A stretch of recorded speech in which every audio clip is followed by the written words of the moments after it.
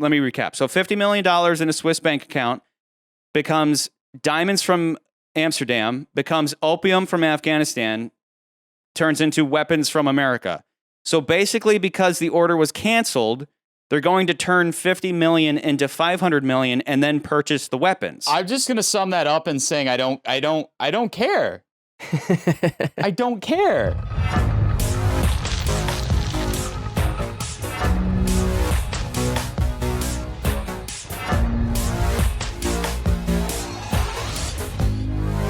Welcome back to Ranked. I'm Charles. I'm McCurdy. And I'm Nathan.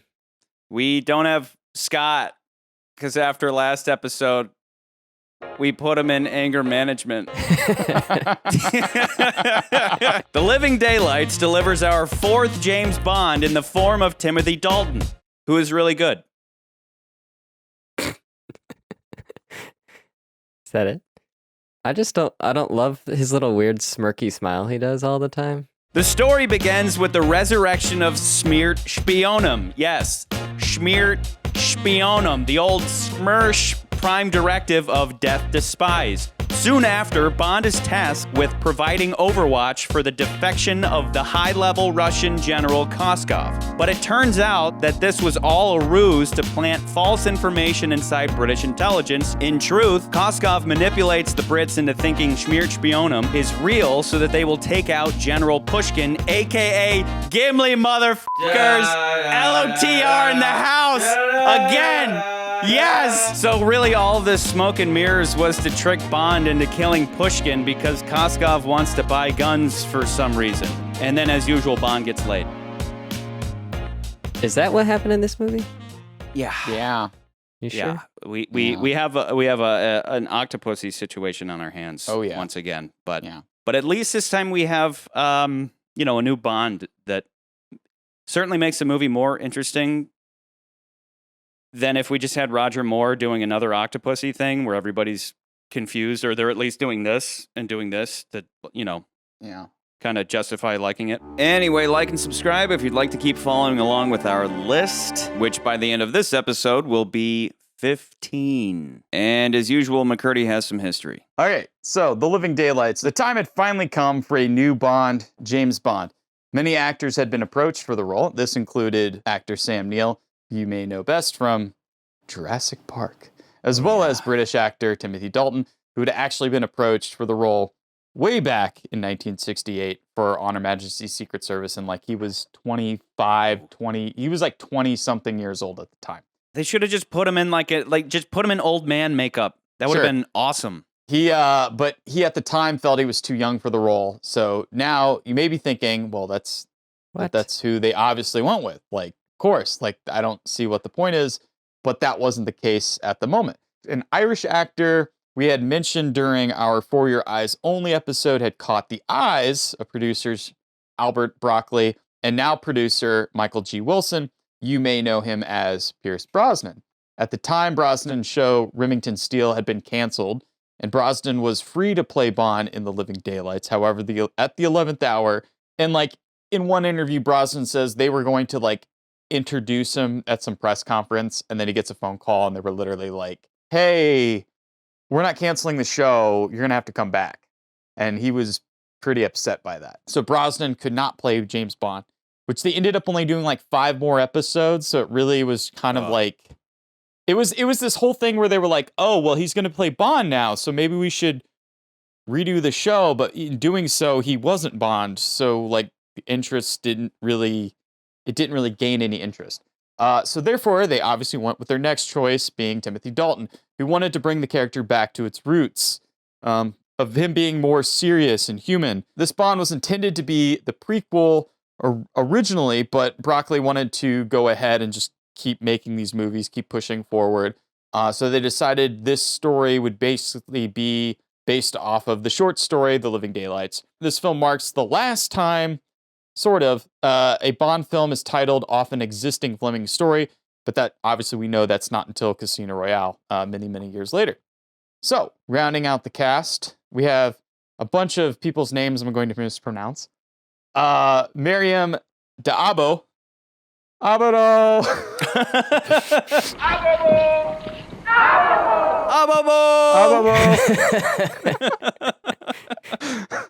God, I wish I had a rubber snake. She had gotten the role after doing multiple screen tests with potential future Bonds that included Pierce Brosnan. And then we have Yanan Krabe. He plays Georgi Kosovo. Is that how he says his name? Was he Georgi? Koskov. It's like Georgi. Was it Georgi? It's like Georgi, but don't even try. Just don't even try. Georgi. I'm not drunk enough for this. So he was in The Fugitive. Nekros, who was the assassin, the milk assassin. Andres Wizzy. I'm gonna screw that name up. Wisniewski? Nekros. Like they literally named a bad guy Death. Nekros. It's like, what's his name again? General Skull and Bones. General in Star Wars. General Grievous? Grievous, yeah. Like Grievous, Nekros. It's anyway. Andres Wisniewski. You might recognize him from Die Hard. He played the ho, I have a machine gun guy who gets killed in the very beginning of the film. Never would have recognized him. They put like glasses on him, right? Yeah. They gave him the Superman approach. Yeah, that's the same guy. Yeah. Cool. We've got Joe Don Baker, who plays Brad Whitaker, who you will most likely recognize him from something, but I won't say what. You might recognize him from. Don't tease me with that. And then you may also have spied some of the new and old faces in Universal Exports, aka MI6. We have our new Miss Moneypenny, played by Carolyn Bliss, who is like 25, so obviously there's a huge age change there. And finally, as Charlie already had pointed out, the only reason Charlie loves this movie and wants to put it above Goldfinger, John Rhys Davies, or John Rice Davies, depending on who you ask. Someone will tell me it's either this or that. General Gimli plays General Pushkin. But what's interesting is the character General Pushkin was originally intended to be General Gogol, who's played by Walter Gotell. Wait, he was just going to replace Gogol outright? No, so they were, the original, in the script, it was going to be General Gogol. Like, this was going to be General Gogol was going to be that character of Pushkin instead. Which would have made a lot of sense. Yeah. So Because he's like a good guy, right? Yeah. So the actor, Walter Gotell, was like, I'm too old. Like, he wasn't feeling good. He was sick. And so they put his part into more of a cameo at the very end of the film. And then they created this Pushkin character instead. Dude, it would have been interesting because we have seen nothing but Gogol just banging random, like he's always banging his secretary, right? He's like, because we always say he's like M, right? We say he's M, but M would never bang Moneypenny. Like M's too much of a pro, but the Russian M is just constantly banging the help, you know? And then here it would be, Gogol finally got married and he's with his wife. And then that's when Bond comes in, right? And how interesting would that have been to, because all that you're saying makes sense. Like, there's that scene where he's like, "Sir, this is Gogol we're talking about. He's not a psychotic." I know General Pushkin. What do you think I don't? I've dealt with him on several occasions. And M's like, "Don't you think I know that? Don't you think I've been in 7 movies with him?" Yeah, but it's not him, so they had to create this new character. And then the final piece of trivia is not really that interesting, honestly, but if you've ever seen the movie The Third Man, the Ferris wheel that Bond and Kara get on in Vienna is the same one that's in the film The Third Man, which some cinephiles will be like, "Oh, that's pretty film cool." Snob. Get fucked. Did you know the Eiffel Tower and A View to a Kill is the same? Oh my God. It's in France, and they shot this other movie in France. Paris. Apparently. Paris, France. Oh, yeah. An American in Paris. They shot that in Paris. Okay, Nance, what did you think of this movie? This is the first time This is for a big you. one. This is a big one. We really want to know what you think about this one. Well, are you guys on opposite ends, or are you guys? I don't like, care. I want to know what You'll find out. You'll find out. Oh, all right. I thought it was all right. Okay. I need to make a Nan scale that's like meh down here, and then okay, and then all right, and then it was pretty good. No, that's the general dance. It's like, not pretty good. We should just have you say that every single time and just say, yeah, it was pretty good. Yeah. And it's only ever it's never, so far we don't have it fucking sucked. And I'm over this. Yeah. You know, stop making me do this. Yeah. But I will say that again, I'm going through the books, but I haven't made it to the short story, The Living Daylights. But it generally doesn't matter at this point because they're just stealing titles, right? And they're generally not using the text. But from what I understand, the defection at the opening is part of the short story. And then I assume that everything after that is original to this film. Whoever she was must have scared the living daylights out of her. When Bond says the line, he scared the living daylights out of her. Is that out of the book? Or because my whole thought is this. It's like this movie, like Dalton shines. To get right to it, I really wish they would have given him a better starter script in the same way that they gave Lazenby a really good starter movie. Like they even gave him this fantastic introduction and all that. The introduction in this. No, I didn't shit on that. I shit on the prologue itself. But on the prologue, but that's his what introduction. I think is perfect. I think Lazenby's introduction is fantastic, and I kind of wish they would. That style would not have fit Dalton, but I think his opening shot is fine. But what I'm getting at is that overall, I think the movie lacks luster, and even down to the title. Like, the title doesn't mean anything. I mean, think of every movie we've watched up until now. They mean something. Maybe not like Live and Let Die, but every title fits that movie. Whereas The Living Daylights, you could name any movie The Living Daylights and just give it some kind of broad, confusing plot. The movie doesn't really hone in on the title. Like, The Living Daylights is usually a phrase you would use, like, it scared the living daylights out of me. Yeah. But that title doesn't. There's nothing in this movie. Like, I agree. There's nothing. It doesn't in this reflect movie that anything. really reflects the movie. Yeah. Yeah. I would say the title lacks luster, unfortunately. Yeah. And it's indicative of the whole problem with the movie at large, which is that Dalton shines, but they didn't give him a GoldenEye level script to really break out as like, I'm the new fucking Bond, bitch.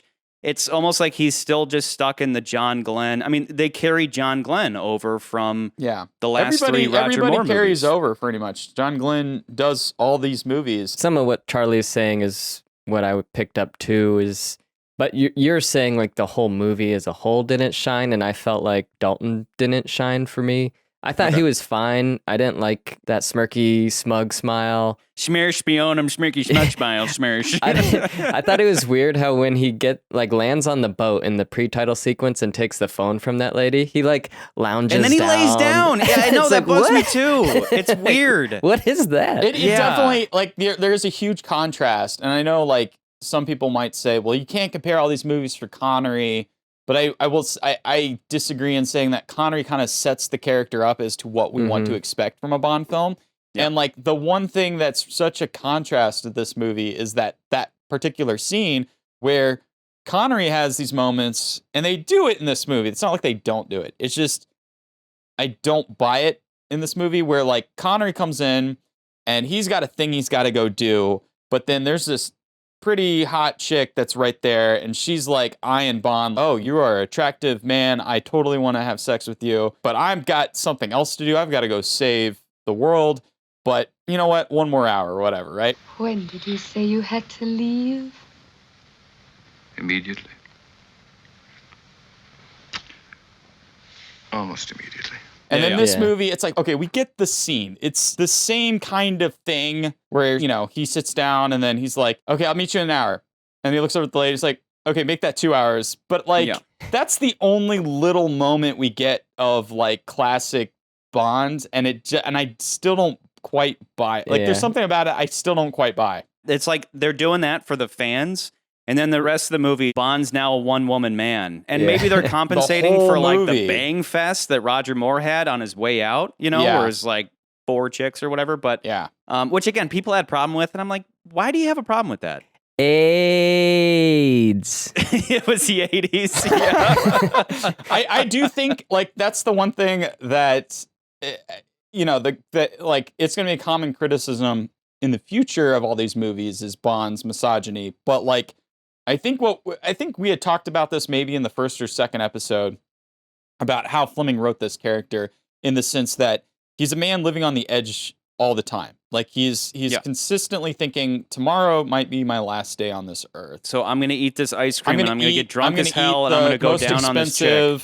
Yeah. I'm going to do the most expensive, eat the most expensive stuff, drive the fastest cars, sleep with the most gorgeous women, do everything that you would do, thinking that like I might die today, so might as well do everything. This Bond's a little different too, though, right? Because he is a Bond where he's like, well, I'll just quit then. Go ahead, tell him what you want. If he fires me, I'll thank him for it. Like he's getting a little tired of there's that little moment job. where he's like, if he fired me, I'd thank him for it or whatever. Like, I don't know. That like, doesn't really have any bearing on the rest of the movie at all. I mean, because it's strange. There is this weird tension between him and M. I had to make a split-second decision. It was instinct. I'll recall 008 from Hong Kong. He can do it. He doesn't know Pushkin. He follows orders, not instincts. Would he be saying that to Bond? I mean, this isn't a prequel. This is a continuation, and he has always trusted Bond. I go right to the Hugo Drax thing where M's like, what was that? And Bond's like, no, really, there was a lab in there. Look, I have this thing. And M is immediately on his side. And the Minister of Defense is like, no, that's stupid. And remember the bombs are in Nassau? Bond's like, I saw this guy and he was dead. And the guy's like, oh, that's kind of crazy. And M's like, hey, if Bond says it, it's true. And then in this, M is so willing to go along with this craziness, even though Bond's like, this is weird. Like, how are you not seeing through Koskov? How are you not seeing that this guy is just a bit of a nutter? Yes, I've read Saunders' report. You jeopardized the entire mission to avoid shooting a beautiful girl. And everything else. Like, why didn't you shoot Kara? And he's like, she clearly wasn't a sniper, and it just, it's odd. It's like this forced conflict between him and M is like a father figure to him. And suddenly M's like, I just need a soldier. It's kind of odd. Can I go off of, I don't know where to begin because I have so many things going on in my head, but I want to go with, I want to start with this as just like a specific thing that I thought of like as I'm watching the movie. So every movie that we've gotten so far, Bond gets a sidekick of some sort, right? Like in a lot of these films, Bond gets a sidekick halfway through the movie that he either lives, he dies, whatever. In the last couple movies, we've gotten a sidekick character. Tittle and Tibbet, yeah. Tibbet and so, Tittle, whatever. Right? So we get all these characters, and even though I kind of crapped on the last movie, the one thing is that Tibbet I liked. Yep. Like, you like Tibbet. You feel bad when Tibbet dies. He's like on Bond's side. He totally gels with Bond. Like, they may have slight disagreements, but like he helps Bond out, and you're like, you feel bad when he gets killed. We hang with him for a bit. That's important. We get to live with them for a little bit. This movie, Bond gets a guy who's like his contact in East Berlin or whatever. Saunders. And Saunders is a little prick. What's your escape route? Sorry, old man. Section 26, paragraph 5. That information is on a need-to-know basis only. I'm sure you understand. From the get-go, I don't Which like I like. Saunders. I like that it's different. I like that they switched it up. But he gets like this prick douche dude who like he's questioning everything that Bond does. You missed deliberately. You were supposed to do that and you let that person live, and now all this stuff is happening, and Bond's like, dude, she was not a KGB agent. Like, there's, like, I could tell she wasn't a KGB agent. Like, there was something off about this. Girl didn't know one end of a rifle from the other. And he's like, but you directly disobeyed orders. And he's like, I can't remember if he, like, goes behind his back and tells him, like, Bond didn't kill that girl. He says he's going to. And then his grand plan, was to just put Koskov in the trunk. Yeah. And Bond's like, don't. That was never gonna. Yeah. He's like, don't do that. And he's telling Bond what to do, and that's his big plan. That was dumb. But okay, so that all aside, that's not even what bothers me the most about this movie. It's not. This isn't the thing that like makes or break the movie for me. It's just one thing. We get to the halfway point in the movie, so we have to have some big emotional thing that happens to drive Bond to be like, I'm gonna get these bastards. You know what I mean? Yeah. And we get to that moment, and it's for some weird reason we're in Vienna, and there's this weird door, and for some reason the mechanism for the door is like hanging right outside the window of the building, which I thought was really strange. So anybody can so just anybody can tamper with it. And it was just literally like, oh, well, the production designer, hey, we should like visually show the mechanism that slams this door because, you know, when you go through a grocery store, these doors are so powerful that, you know, they're going to crush you or whatever. I mean, but this door, though, has like a piston. Yeah, like it's got a piston and everything. Piston, and it's like, so is that necessary? You can believe that could kill somebody. Is that piston necessary? I mean, who knows what Necros did to it? But I mean, whatever. But like the setup that for doesn't. It's a little you know. like okay, but that's not even it. That's not even it. Yep. What bothers me the most is the fact that like Bond gets this one little moment before him, and he's just like he's like, hey, I figured out that she had this cello, and it's a specific type of cello that has a name, and we can trace that. And so he traces that, and he gives him the information like he's supposed to because that's his job. And he's like, here's the passport that you guys can use to get to your next location and all this stuff. And he's just like this meaningful thank you, you know, this means a lot. Kind of like that's literally what he's saying when he says that. He's like, my brother, instead of just saying thank you, it's like, this means a lot. You're a good person. You've always been with me. You've been with me for 2 weeks, man. And it's like he gets killed. And then like Bond is like livid. He's just like, oh my God, like this guy meant a lot to me. And this guy, like, I'm thinking like, Bond, this guy was a douche to you. Like, a couple scenes ago. But it eventually he's just kind of like, yeah, Bond, you were right, and he's like, Saunders, you're not so bad. Like I get what you mean. It's not. What I'm saying is it's that not so drastic. That all would have worked better if it was like you had someone like Tittle. I mean, like even like on Her Majesty's Secret Service, we get Tittle or whatever, Tibbet, right? No, it's Tittle now. Tittle. We're gonna call him Tittle. You get scenes like that, and then this guy dies, and I'm like, I don't care. And like, that's the theme of this tonight for me is just like, I don't care. Like, give me a reason to give a shit, because this movie it's a big problem with gives this movie. me more reasons to not care than to care. And like, that's just like the tip of the iceberg for me, because like, yeah, I guess there's like this makeup scene, and then they kill him, but it's so like last minute that I'm like, I don't care about this guy, and I don't know why Bond really cares about this guy. So why should I care about this guy? The only thing is like, you know, he's a fellow MI6, but that's not enough necessarily. I mean, I completely read what you're saying, and even with the again, I will always, as much as I thought Luigi could have been turned up a bit, as I kept saying in For Your Eyes Only. You at least have the satisfaction of Bond throwing the dove into the car. You left this with Ferrara, I believe. Fantastic. I don't know why they couldn't have done something cool with this when he takes out Necros on the plane. He's cutting the boot, and I don't know why Necros could have grabbed anything other than the boot. But he's like, I do love, like, this movie has a lot of guys begging for their life. No! And I really appreciate that. Like, there's nothing better than a no, you know, but Bond's cutting the shoelaces. It comes down to him cutting the last little bit of lace. It's like, that's not how shoes work. But anyway, he's cutting it. And I mean, how nice would it have been to do a similar thing like For Your Eyes Only, where he's specifically avenging Saunders, and I mean, even if Bond still had that little mountaineering clip thing with Smear Spionum written on it. Yeah, what was it, 002 or 004 gets killed, right? One of the killed. 00s. Yeah, and I know that it was a different assassin who Bond had already killed, but Necros was also doing the Smear Spionum thing. So, or he could have said that. He could have been like, Smear Spionum, and then that's what I'm getting at. He could have just been like, Smear Spionum, and then cut the boot, and he's like, no! You're like, why didn't they do that? There's no like, why? Like, why wouldn't you do that? Like that? Yeah, exactly. Instead, he just silently cuts it, and then, I mean, you got to point out how hilarious it is that the guy's just stubbornly holding onto the boot all the way down.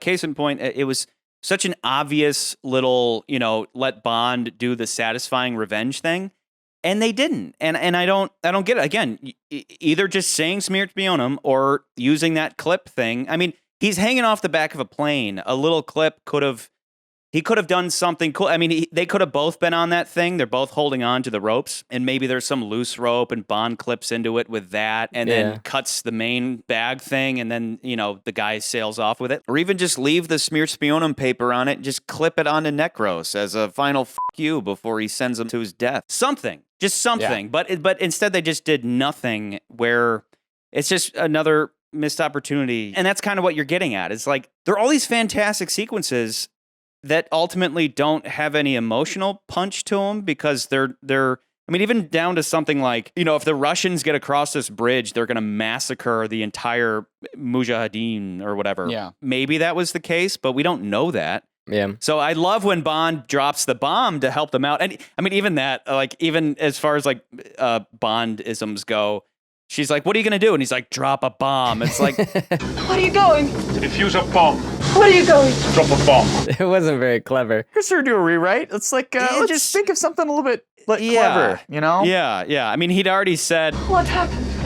He got the boot. so maybe they were like, let's not have two jokes in one scene. Yeah. But even something like, I'm going to deliver a package. I mean, and maybe that's corny, but like something other than like strictly literal, but Give the Mujahideen some hopium. Whatever.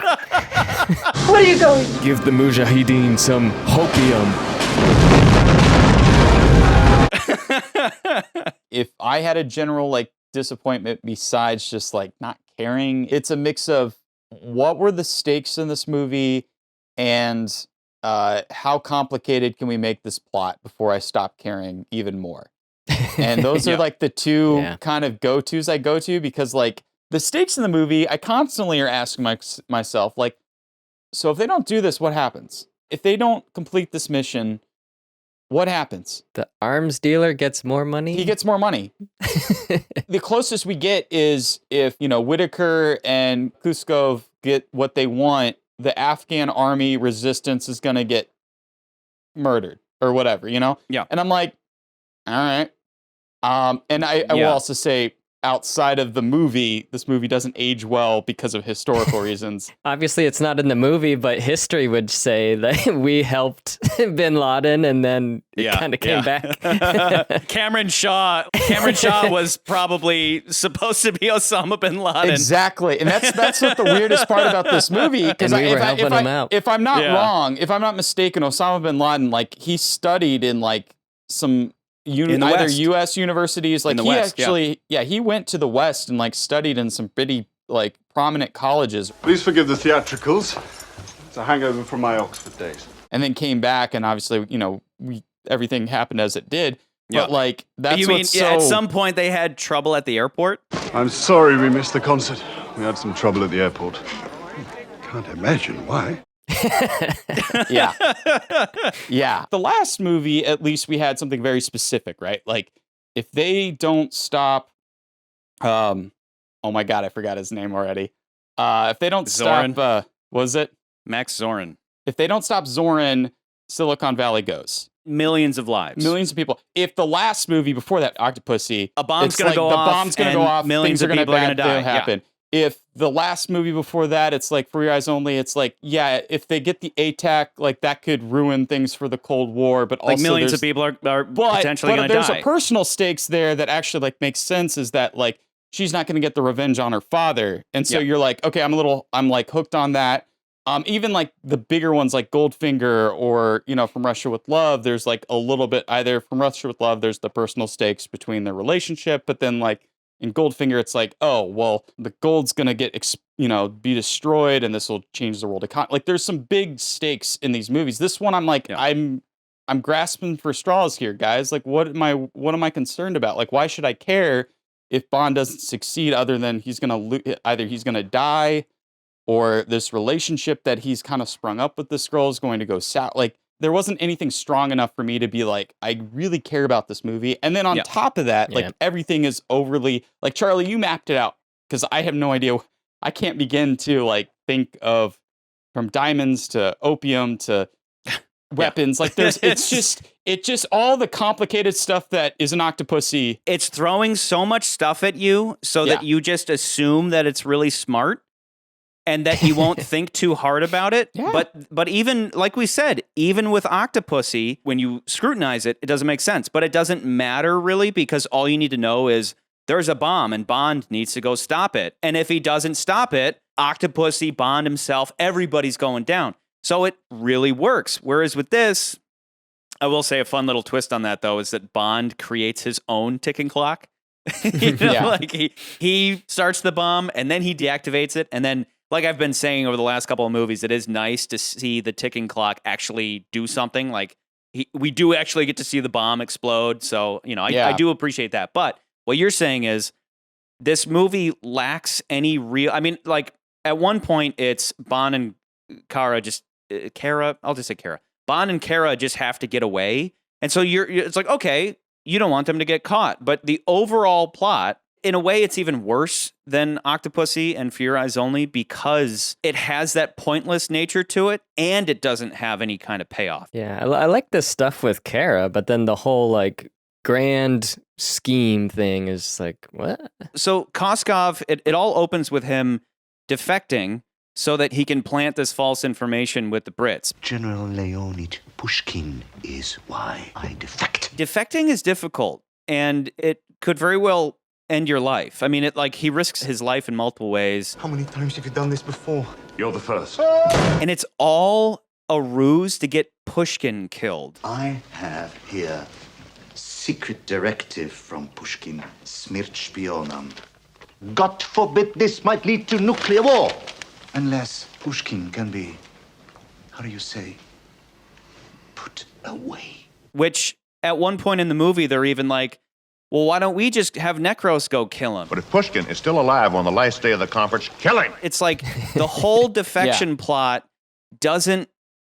It's just like Octopussy, where I was like, why do you need to do all this complicated jewelry stuff? Why don't you just smuggle a bomb into Berlin? Why don't you cut out this whole complicated mess? Why are you doing this defection thing? It doesn't make any sense. And that's like part one, right? We'll talk about diamonds and all that crap.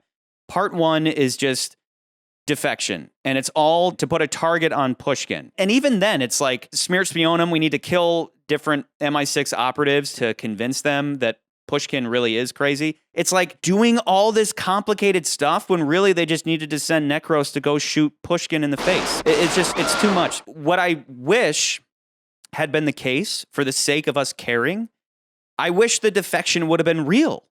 I wish that Koskov would have just become the ally to Bond like Saunders was, right? It's like Koskov kind of becomes his ally who is helping him take down this dangerous General Pushkin who has resurrected Smirt Spionum because he wants to fight with the West. Yeah, that'd be interesting. Right away, it's like, I care. Like, suddenly I'm like, Bond is going to war to take out this guy who wants to take out his guys, and did in the opening. Like, took out 004, kill Saunders at some point. On top of that, had the movie gone that route, I kind of wish they would have switched the actors for Koskov and Pushkin, right? So that we would have had our good old Gimli.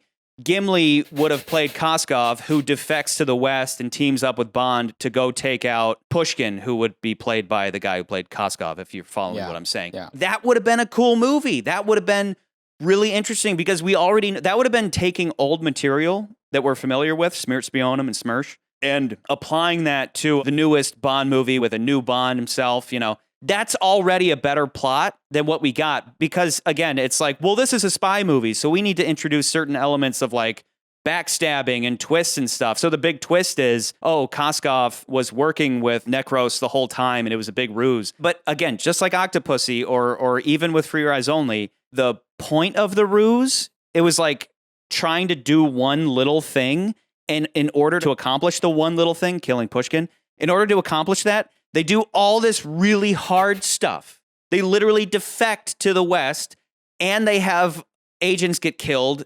They do all this stuff just to kill Pushkin. And they could have done that any old time. Because now let's move into phase two, why they did all this stuff.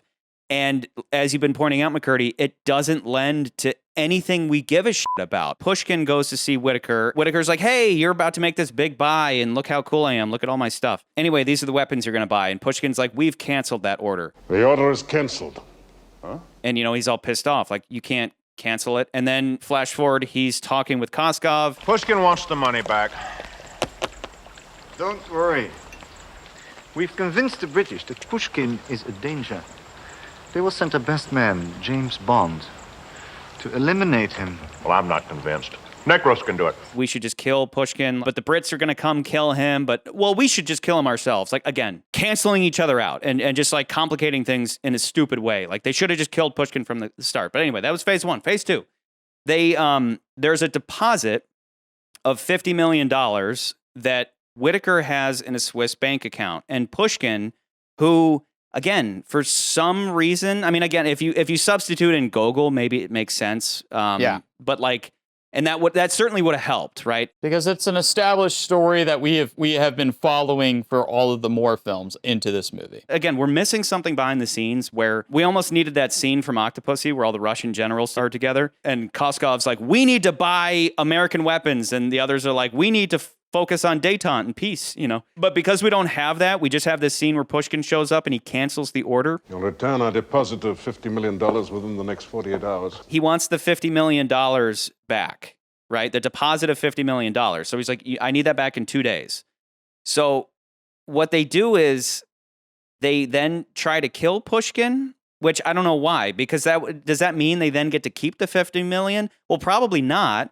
So they're simultaneously trying to kill him, and they think they succeed.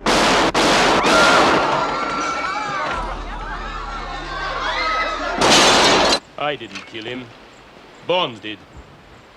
I told you the British believe me. I told you. And then they're also trying to do this deal for the opium. So they're basically just trying to raise $500 million to then buy these weapons. Again, it's like throw as many ingredients at the audience and just hope that nobody asks questions. So $50 million in a Swiss bank account. We know that you've had our money in your Swiss account. Becomes diamonds from Amsterdam. I'll signal Amsterdam to ship the diamonds. Becomes opium from Afghanistan. He arranged for the Russians to buy a large quantity of high-tech weapons. He's using the down payment to buy this opium instead. Turns into weapons from America. So basically, because the order was canceled, they're going to turn $50 million into $500 million and then purchase the weapons. So why do they want these guns? Is it just for Afghanistan, for the war? Who cares? Why would Russia be against having better weapons? Why would they cancel this order? Why wouldn't they double the order? What's in it for Koskov? Why kill Pushkin? How was he standing in their way if they just used the $50 million down payment to buy the opium anyway? I'm just going to sum that up in saying I don't care. I don't care. It would have been much better if Whitaker had simply been both a war profiteer who wants war between Russia and the West, but also is just a guy who wants to see war because he loves it. War. War has always been man's main occupation. You know, fools tell us his greatest accomplishments were the wheel or the alphabet. I say it's a battering ram and gunpowder. So he's both greedy and crazy. Whitaker should have been the main bad guy who loves war so much that he wants to stir up World War III and make a shit ton of money. You know what I mean? Like, that would be cool. Because what is, like, Koskov is trying to buy these weapons, right? For the war in Afghanistan. Why would the Russian government be against better weapons? It doesn't make any fucking sense unless it's Whitaker trying to stir up World War III, which is like major stakes, like major stakes, right? That's something to give a shit about. But like Russia on like one general wanting weapons and the other one canceling them for no reason. Like Pushkin had no reason to cancel it. There are no emotional stakes either way, other than just like the Afghans get. It reminds me of like the last movie we talked about. One of the issues was that you said that Zoran doesn't get the scene to explain his motives. Yeah, and I feel like that was in like we don't want to be this comic book movie where the villain has this monologue, but like you kind of need those scenes so that you kind of understand, okay, this is their motivation, this is why they're doing these things. Yeah. And in that same regard, I feel like that what you're saying, it makes sense, and in that like we're missing either a motivation or something there, a little more clear motivation. And like that's I think, again, it goes back to stakes and clarity in this movie are sorely lacking. There's no clarity in the plot. Like I'm already lost in half of what you said. Like where's the disagreement between Koskov and Pushkin? What do they disagree on? Because it's one thing if Koskov's just trying to make money, which no doubt he is, but it's like the money is still being funneled into the purchase of weapons. If he's just trying to keep the $500 million, then that's just typical bad guy stuff. But he's not. He's trying to buy these weapons so that they can fight in Afghanistan. So, like, why would two Russian generals disagree over the purchase of kick-ass weapons?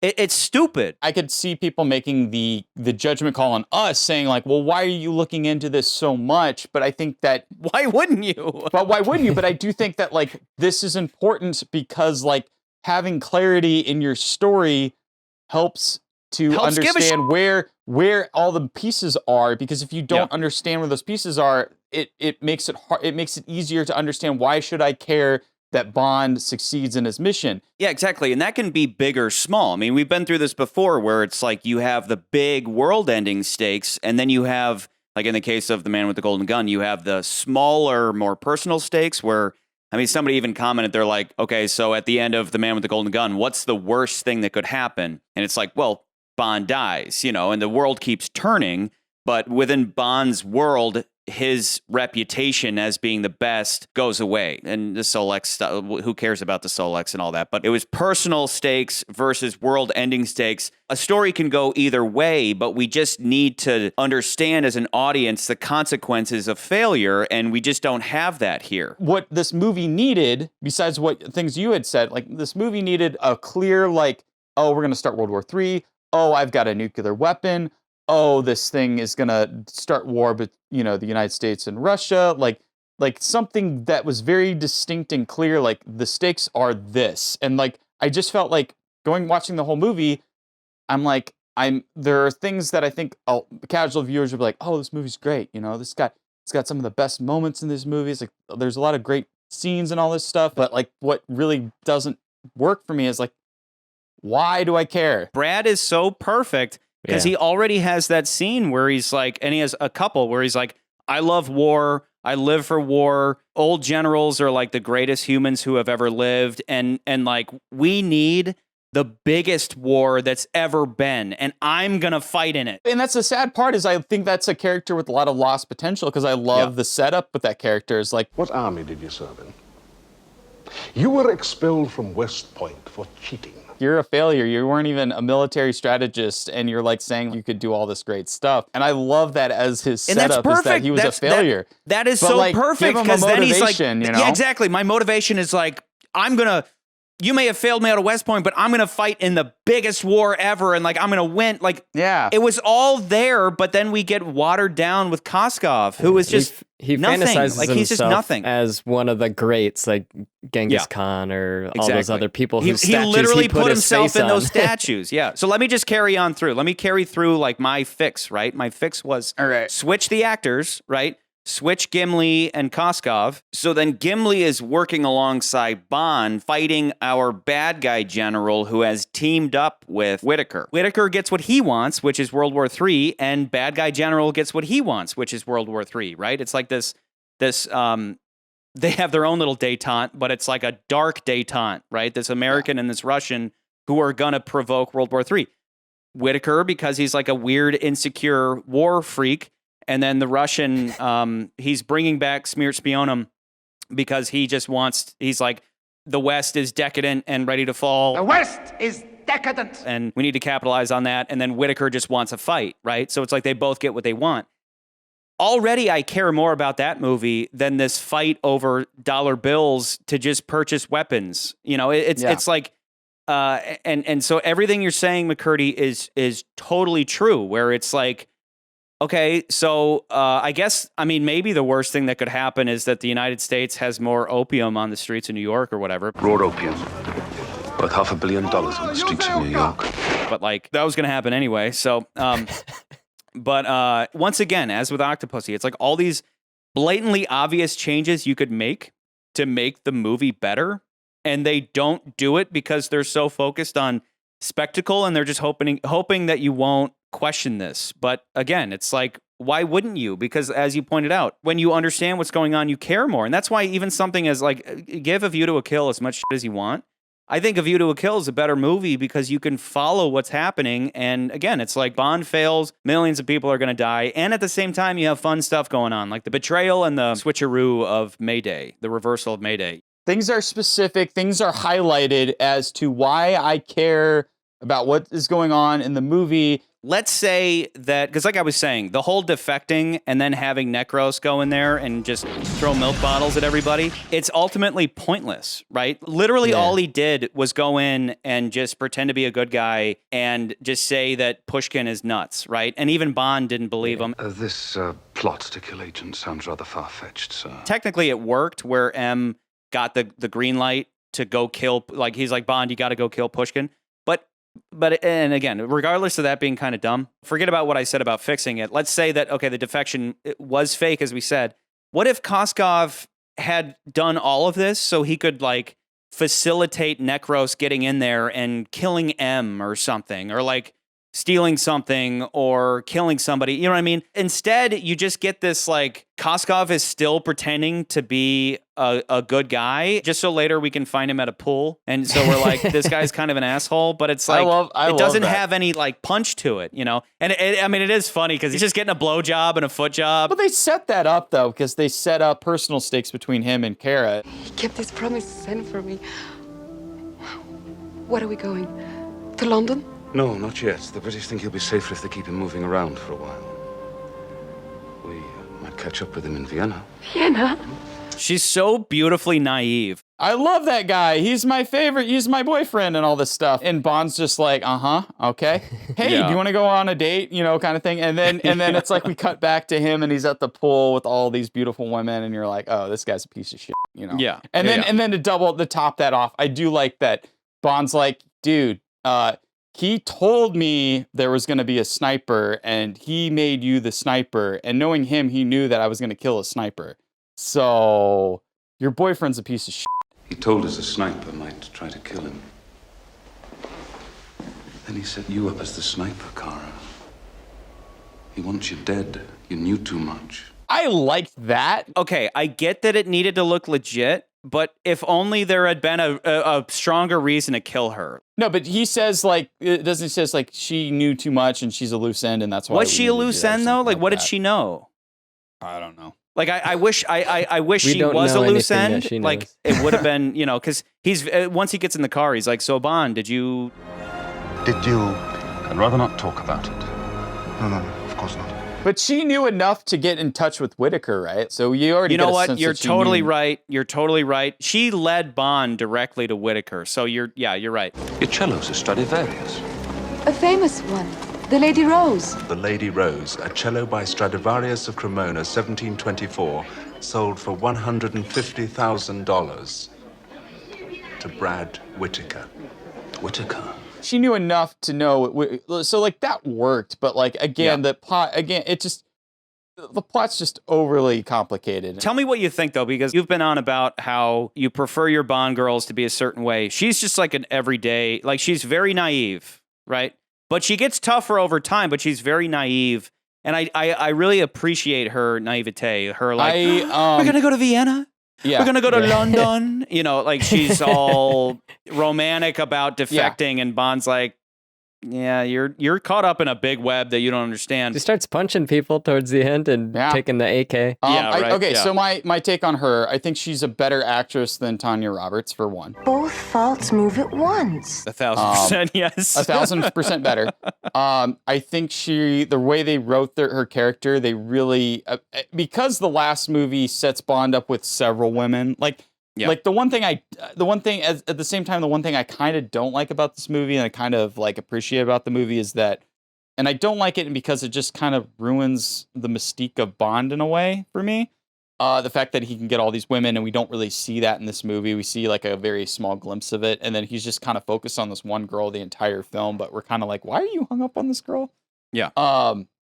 That being said, it gives more time to focus on her and like, they go on this date and like, you know, you get a little more sense of who she is and how she kind of got wrapped up in this whole thing. Like she reminds me of Romanova from Russia with Love in that sense. They both get dresses, right? But Romanova was playing naive. This girl actually is very naive. And I know like the last time you were talking about how you're like, well, Tanya Roberts is just an ordinary girl and she's like, in over her head. And like this, I'm buying that. The last time I'm like, Tanya Roberts just sounds dumb to me. I don't know about you. I mean, guys, I honestly think that Kara.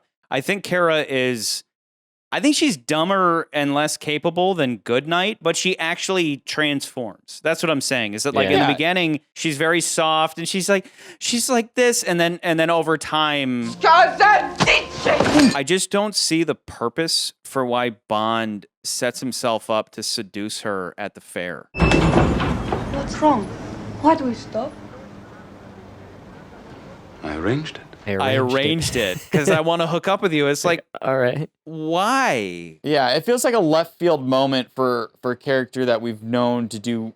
It just goes back to that thing where it's like they were trying to rewrite Bond to like just to like update with the times, but it doesn't work at all because it's out just of nowhere. Like it doesn't work because I'm like I'm not buying it. I'm not buying it, man. The romance is like is honestly kind of close to like the Secret Service romance where it's like, look, they're doing romantic things together and now they're in love, as opposed to really feeling like there's not like Bond doesn't give a shit about her. And here's the thing, I disagree in that because I think On Her Majesty's Secret Service at least has I know. Go talk to Nikolai about it. Go talk to fucking Nikolai the Quack that movie about has it. a little bit of like, okay, I'm messed up, you're messed up, that little bit. And this movie doesn't have that. There's no like what's common between us thing. That doesn't exist in this. Yeah. And that's what I'm like, that's where I'm like, unless it's an opposites attract thing where she like has never been outside and he's always been everywhere, if you want to count that. I'm posing as Koskov's friend to see what leads I can get from her. He's running through this whole thing the whole time, trying to pump her for information and all that. Pump her for information. And then like all of a sudden he's like, let it happen. If there was a purpose to that, if it was like you need to turn her from Koskov or something, but it just happens. I kind of disagree with you, and I can see that like it's more of a ploy to be like, how do you gain someone's trust? Well, if you are you romantically linked with somebody, then you are more likely to gain their trust in them telling everything. Yeah, but that's kind of my point, where what we've been talking about is how the producers are legitimately trying to craft a love story here to get away from Bond's general misogyny, and instead she's just always an asset to him. He never really falls in love with her. It's the same old Bond love, so, and it never really leads to anything. It led to nothing. Well, we know about the cello and we knew about but that, I don't know. It didn't lead to anything. I guess. I'm not going to fight you too much on that, but I'm just like, because at the end of the day, you don't care in general. This movie, there's two moments in this movie where I'm like, if this was played by the actress who played Goodnight or Tanya Roberts, I'd be like, I fucking hate this woman. And those two moments specifically are actually there's three moments in this movie where she does something that's kind of dumb. And one of those moments is when she's like, I have to get my cello. My cello. It's at the conservatoire. I must get my cello. No way. I have to get my cello. And Bond's like, it's just like Bond being the boyfriend, but like, why the f*** do we need to go get your cello? We need to get the f*** out of here. Yeah. And it's like, no, I need my cello. Luckily, they use the cello to like in the plot. Like it. Bond even says, he's like, I'm glad I insisted. Glad I insisted you brought that cello. And then the second two moments are like when they're in Afghanistan and she's driving and she's like, but wait, Bond. And when he's in the plane and she's like, hey. But hey, he's like, you forgot about me. And I'm like, bitch, I got to get out of here. And Dalton plays that beautifully where he's like, and that's what I'm always saying. Like, what have I said from the get-go? What I like when James Bond gets to have these little moments of misogyny. I'm sorry, not sorry, because that's the character. Like we've been pointing out, it's quite clear that the producers were like, maybe we went too far with the misogynistic stuff last time. Which, by the way, I just don't understand why feminists in general think it's misogynistic for a man to have sex with a bunch of women, but they are obsessed with sex. Like, sex is a good thing unless you're a man having sex with multiple partners. That's not what the definition of misogyny is. Misogyny is a disliking of women. Women, walkie-talkie. Or even that weird-ass comment that I read at the end of the last episode that was like, Bond is not egalitarian enough. And I'm like, look, if you are applying your politics, whatever your politics are, to James Bond, you're missing the point and just fuck off. Like, get out of the theater, because he's such a competent dude that and attractive dude that chicks are all over him. Again, it's that whole thing of like, why are chicks into race car drivers, and it's like because they live on the edge, man. They're so alive. Well, you can believe it because like we talked about earlier, Bond is always one step from death. I have a theory why women like racing drivers. It's not because they respect what we do. It's our closeness to death. You see, the closer you are to death, the more alive you feel. The more alive you are. They can see that in you. They feel that in you. He's like everything that a woman wants. And when people, especially guys, step in and they're like, it's bad that he objectifies women. It's like, motherfucker, they're throwing themselves at him because they're more of a man than you will ever be. So like, shut the fuck up when it comes to Bond should not bang chicks. It's so insulting for someone to come in and be like, this is wrong. And everything in life needs to reflect my politics. It's like, no. Bond lives in a world of life and death, and your view of things doesn't even, like, the guy doesn't go into the voting booth and pull the lever. He's too busy saving the world. I know it's fictional. I know it's fantastical. I know it's a male fantasy, but it doesn't matter. The guy is a character who does certain things, and you want to change it to reflect your pitiful perfection that you fantasize about for the world. And when we strip James Bond of the things that makes him James Bond, that's what drives me nuts. It's like everybody wants to whitewash and clean all this stuff and make it less brash. It's like expecting Eric Cartman to clean up his filthy mouth. It's just stupid. Stop it. And it just ruins it, and it makes for a lackluster movie. Again, the theme of this episode. It obviously bugs the shit out of me. Let me backtrack from what you were saying real quick, because I want to get to the last point, and I actually have a question about it because I'm not 100% clear about this. Yeah. So when they're in the plane, this is the third moment where I'm like, she does something kind of dumb that's like, come on. She flies the plane, but then she looks back and then she opens the bay doors. Did she do that for a reason? No. She was like, surely Bond can use this. Yeah, but was it only because the producers or the writers were like, okay, well, we have this cool stunt idea we want to do. I mean, so we need to have her open the doors. Open the bay door. But even then, what lever is it? That was the one moment where I was like confused. I'm like, did this need to happen? Was there a reason that was she motivated to do that? Or were they like, oh no, she thinks that she has to do something and she does it? She gets one slight peek of Necros, right? So then that's what she bases the decision on. If she was doing a whole bunch, like remember when Goodnight was just hitting all the buttons? Just push every damn button, will you? If she was like trying to do something and she's hitting this and she's turning that and she's twisting that and then it opens the bay door, like that would have made more sense. But it's literally she just looks down and just pulls that one lever. And then right when Bond gets back and says his Bond joke. What happened? He got the boot.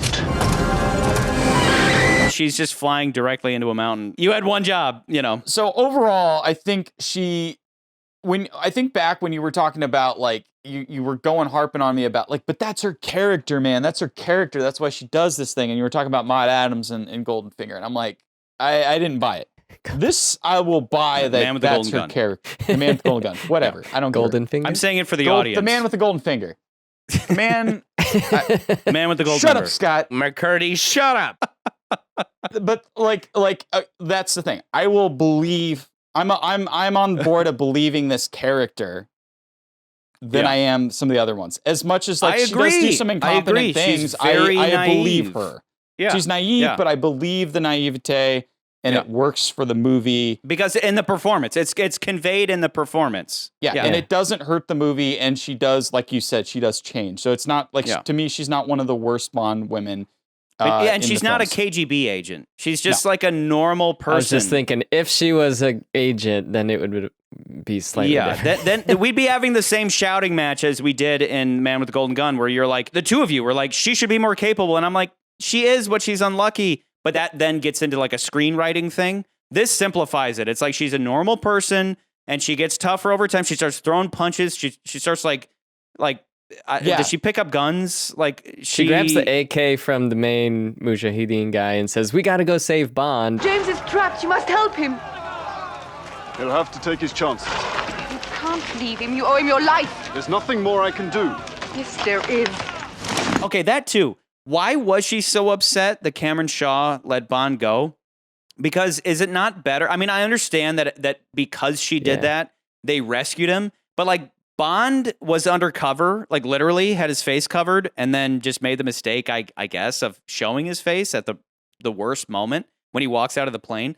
But like the plan was that Bond was going to go with them, plant the bomb, and then like fuck off. And then the plane would have just exploded. But why was she why she's like, Kamran Shah, you coward, you let him go. And he's like, yeah, bitch, that's part of the plan. Like we can't go invade this. We can't go pick a fight because Bond has the element of surprise and he's going to plant a bomb and that bomb's going to explode and we don't have to do a goddamn thing. So let Bond go and then like join our harem. Don't worry, I'll save you for the harem. Okay, so that was something I was going to bring up about this movie, and we had talked about this a couple episodes ago about how like these movies started becoming the writer, the director, and the stunt choreographers are coming in, or stunt coordinator are coming in, and they're saying, hey, and the producers, and like, okay, what ideas do you want to bring to the table? What do we want to do?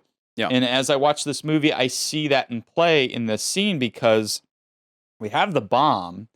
So why don't they just blow up the plane and that would get rid of the problem? But no, now we've changed it. No, we want to do this stunt where he's in the sky because we've been doing all these skydiving stunts that really look like we've got this new technology. Cameras are much lighter. We can do all this stuff in the air. It's going to look really good on screen.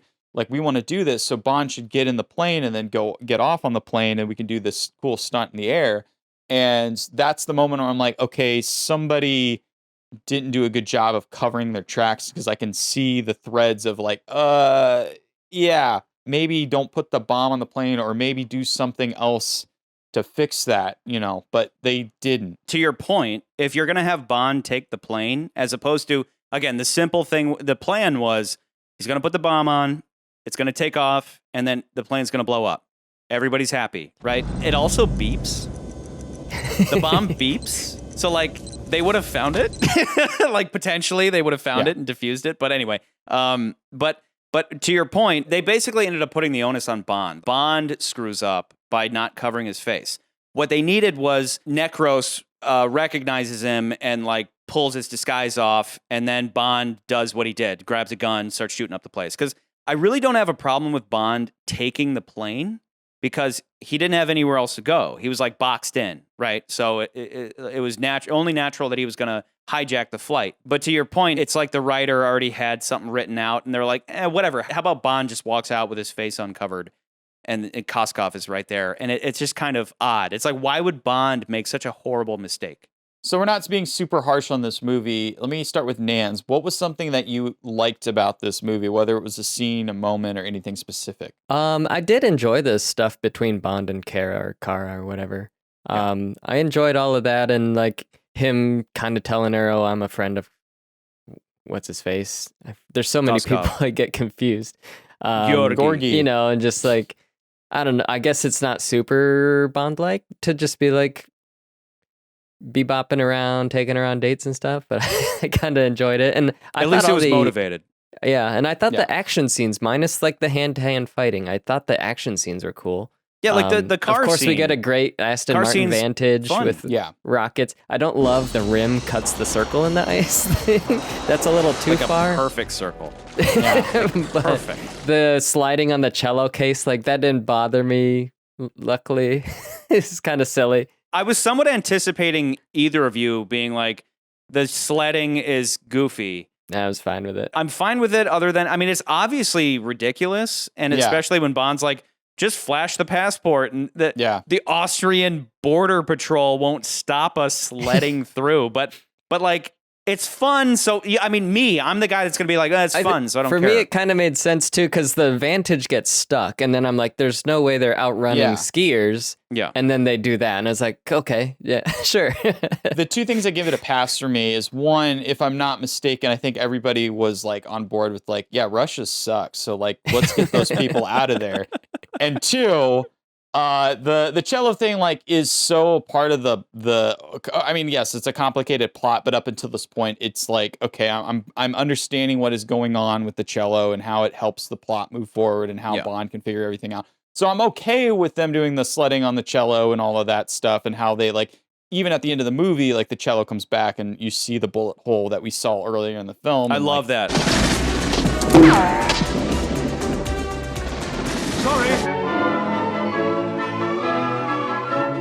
I I love that's that. like a little nice little piece there. So like when and there's no weird stupid needle drop in that scene. They could have done something really ridiculous with that. Glad I insisted you brought that cello.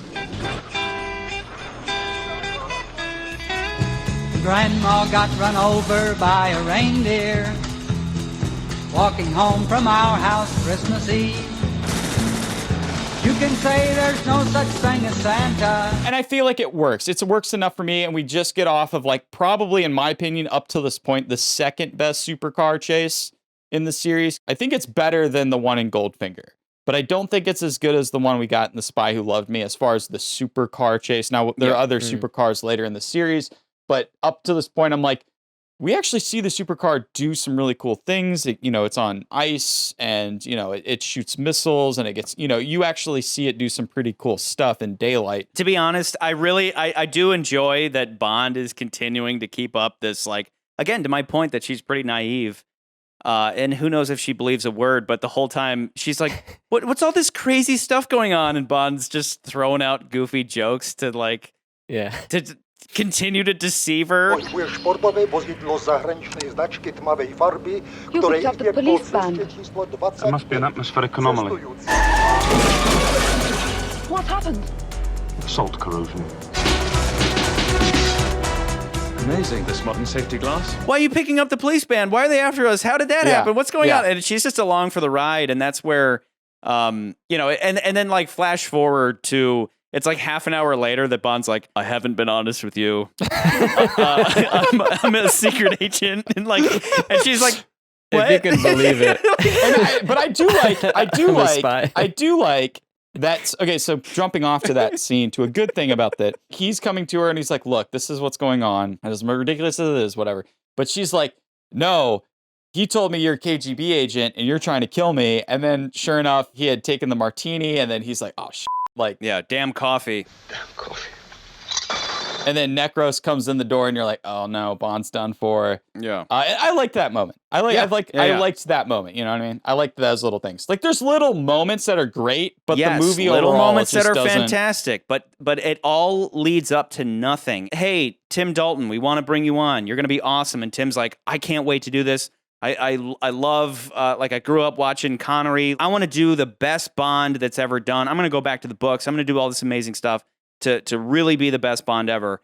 And the unfortunate motherfucker was given the worst script to start him off. Yeah. It's a crime. It's a fucking crime. Yeah. I mean, he's stuck in a rock and a hard place where it's like, you're going to get compared to the two legends at this point. Because Lazenby's not, he's not considered one of them, right? Yeah. So it's like, you're going to get compared to either Connery or Moore. So he's like, all right, well, I don't want to do Moore and I don't want to do Connery. I want to do what's in the books. Real quick interruption.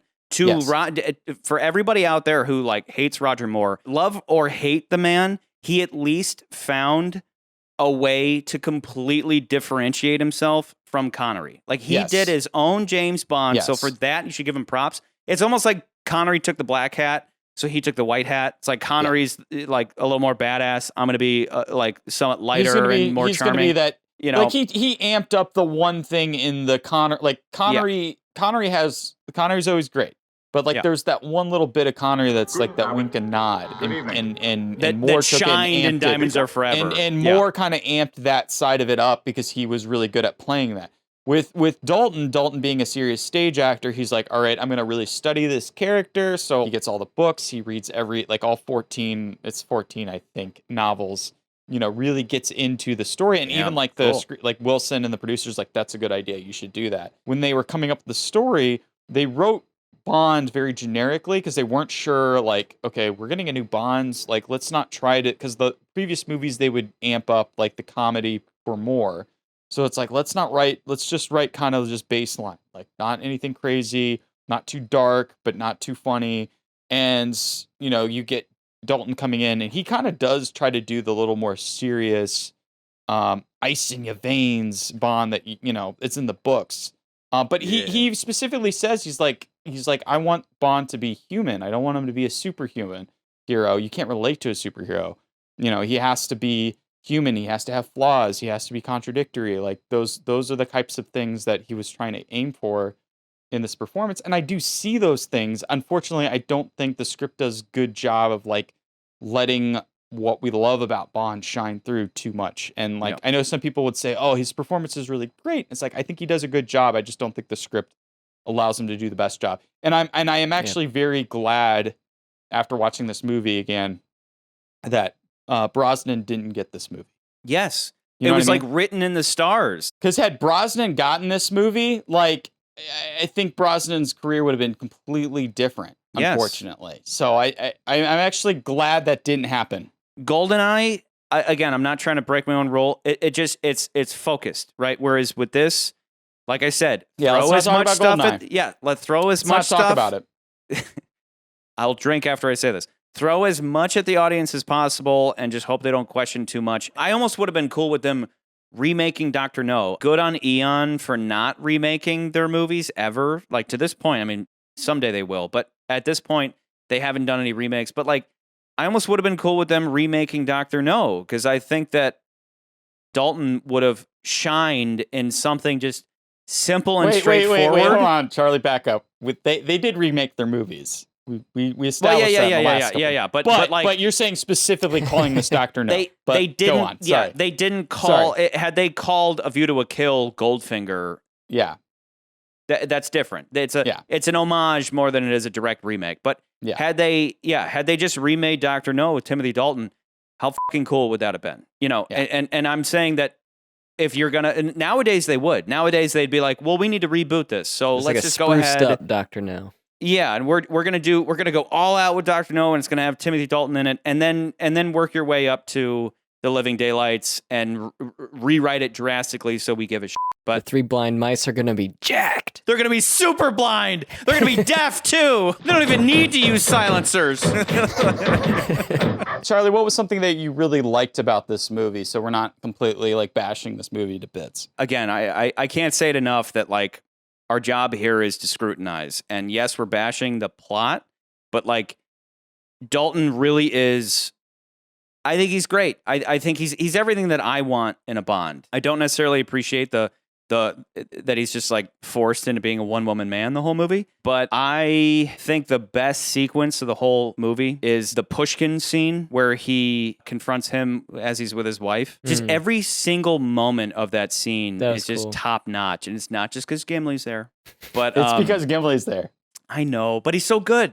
He's so good. And that's the only scene in the movie, and I think it's like the only... No, it's not, but it's the only scene in the movie where you actually see someone's... I'm going to be that 12-year-old Charlie boy, just likes it because there's a boob. You see some movies. Like super side boob with a little nip. You do. But, and it's like, it's like they don't do the best job of hiding it. You're like, yeah, I saw some boobs in a PG-13 Hey, honey, can movie. you turn like just a hair? Just like rotate a little bit. Okay, wait, come back a little bit. Okay, good enough. Yeah. Good enough. 12-year-old boy me is like, yes. Must have been cold in that room. But, yes. But overall, that scene is it's fantastic because like here's Bond who is on a mission, but he knows that his mission is kind of shitty. It is a question of trust. Who do you believe? Koskov or me? If I trusted Koskov, we wouldn't be talking. And again, you're blowing my mind that it could have been Gogol, because had it been Gogol, it would have worked so much better. That would have been so cool. That would have been so cool. That would have been such an emotional payoff after 7 It would have been movies. great if it was Gogol because like we have established that character and we've had like so many stories with him. Gogol has literally watched him So anyway, so like but John Rhys Davies, he's the so like that whole sequence is like I really turn on in that moment because suddenly you care because you have this. You know, and it all comes down to that moment where he's like, it's a matter of trust, you know, like, do you believe me or do you believe him? And then Bond's like, but as long as you're alive, we'll never know what he's up to.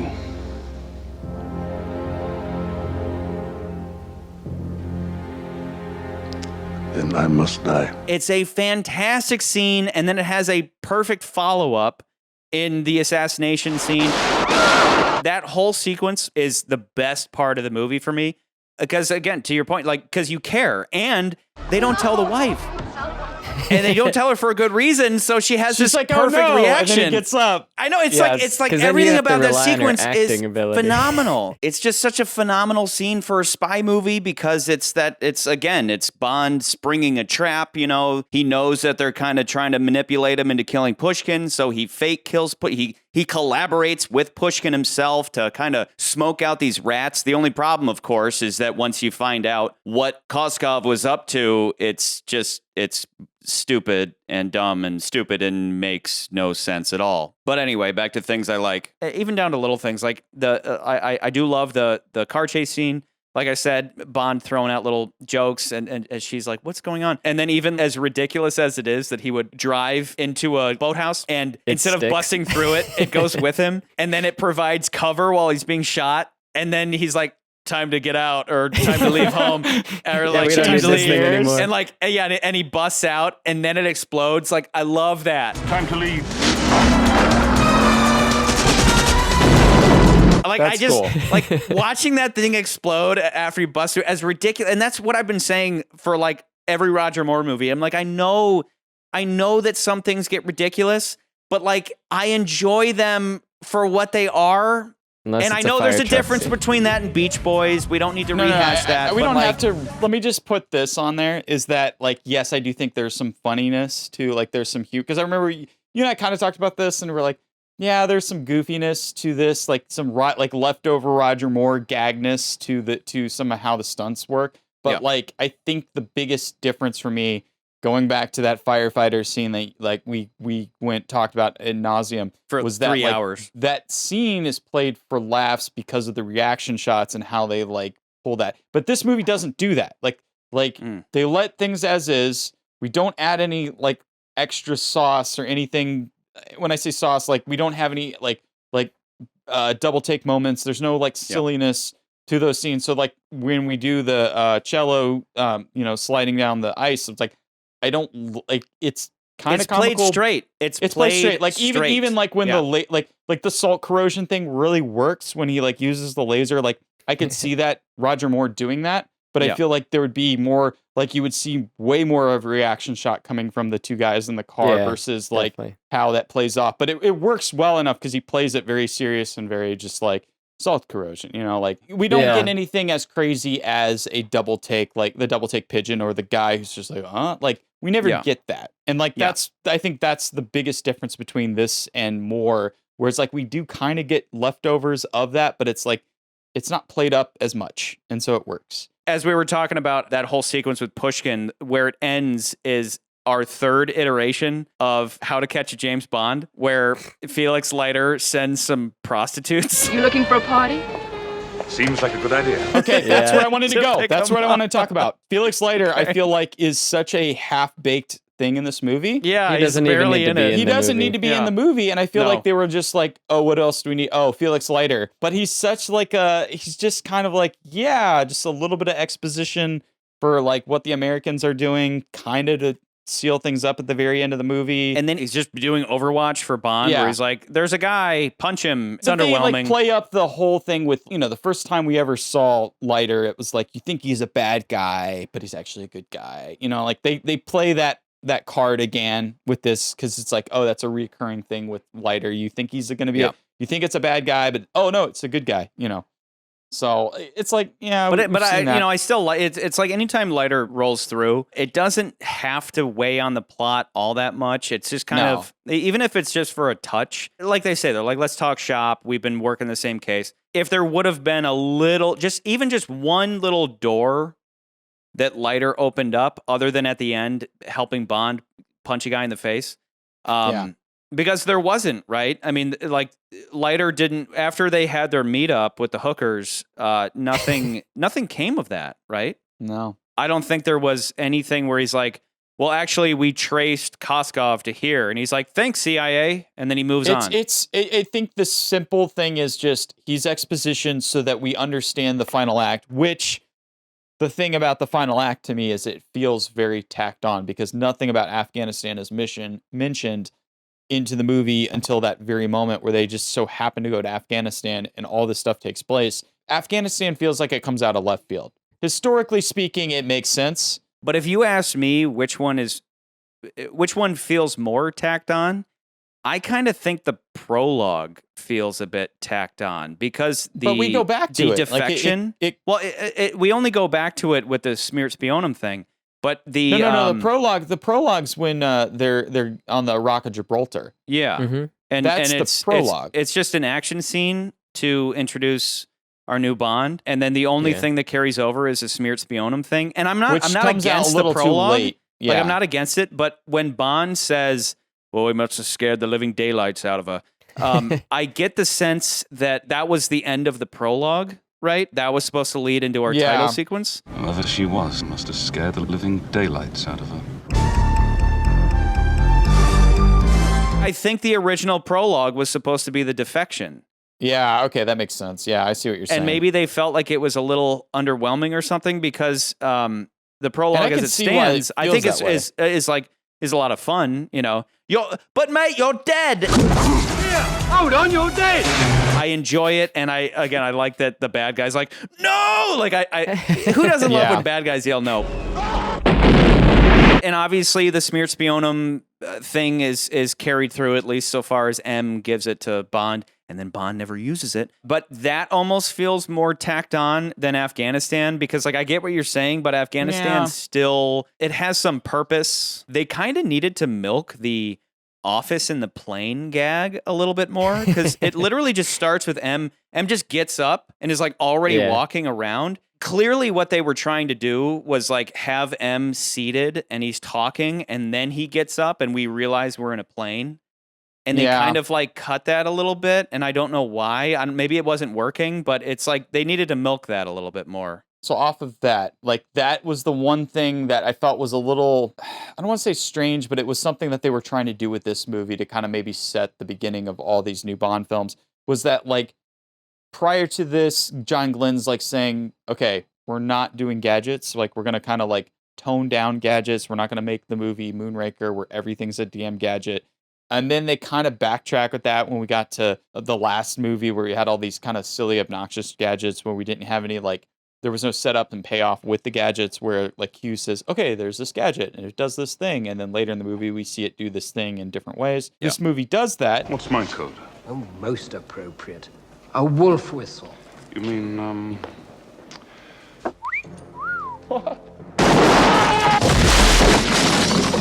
Which I think is something we're going to see more in the next movies. But it also kind of set this specific weird tone where it's like, yeah, we're trying to do more serious, but we're just going to steep this like comic book Bond spy. You know, we see the moment where he pulls up to the place and the rake like spins around because it's a radar and it detects he has weapons and things like that. And then even the line like where he's talking about, he's trying to figure out which KGB agent this could have been. And it's like, she personates children and she kills people with teddy bears, you know. Exploding like, teddy bears. And like, then we see the ghetto blaster. Something we're making for the Americans. It's called a ghetto blaster. As I always say, the world of James Bond is ridiculous, and a little girl killing people with teddy bears is like not that goofy or crazy. It wasn't something I hated about the movie. It's just something that they're like, okay, we're going to set up how gadgets are going to be utilized in this world and how they like a thing can look like something else, but it's like kind of trying to modernize that idea. And they try to do that throughout this movie. Yeah. And I don't think it hurts the movie. It's just something I noticed as I'm watching. Obviously, I have to point out that right before the teddy bear thing, they point out a Russian KGB assassin who murders people by strangling them with her thighs. Who does that sound like? Assassination methods, strangulation with hands or thighs. We'll get there. We'll get to my beloved, my sweet beloved. Yeah, no can't opium. Use that line. Hey, we can't use that line in this one because there was definitely heroin in this movie. Also in that scene, though, with Q, I don't know why, but he's got the longest eyebrow hair I've ever seen in my life. He's an old man. Old men have long eyebrows. I've been on so many sets now, it's like if somebody's watching it and they're watching the screens and they notice like, oh, hey, Ryan's hair is like sticking out. Look, we need to cut and get hair and makeup on it. Like they would do that. You know, but they would do that I'm now. saying that like this hair was like hanging in front of his eye, and I was like, no one's noticing. Nobody that, trimmed it. Yeah. it's like having a Maybe we booger should in go your back, nose. do another take, fix that. Nah, Unless that was the best take. And then something I want to point out before we forget it is a callback to another line, a James Bond line, which I was like, I can't remember any other time they do this, is when Whitaker has his like science fiction gun and he's like, all right, you've had your 8. All right, you've had your 8. Now I'll have my 80. Mr. Smith & Wesson. And you've had your 6.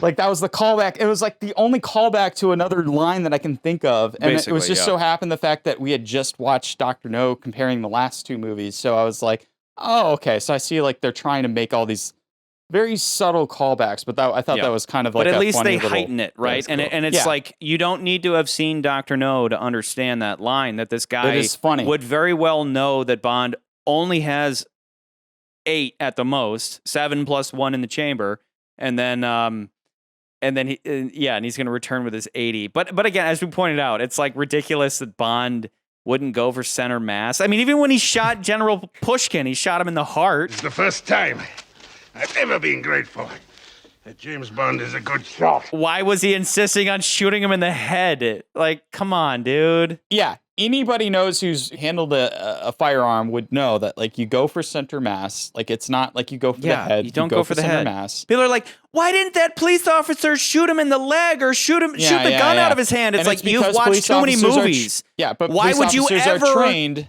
Yeah, you kill that fucker because they might kill you. Yeah, you are trained to shoot center mass. No, you should have shot the gun out of their hand like Clint Eastwood would have done in a movie where it's not real, but I think it's real because I was raised on movies. And that's all I ever do is watch movies. Yeah. And real life should be like a movie, and it should be ideal. Why can't everything be perfect? Why can't everything be fucking perfect? I don't understand why bad things need to happen to good people. I don't get it. Okay, you're good. All right, Scott, calm down. That's people today. Tiny detail that I just feel compelled to point out because I don't know why they did it. But in the prologue, there's a guy who's just driving with some people in a car. And he's the same guy from For Your Eyes Only who was pursuing Bond.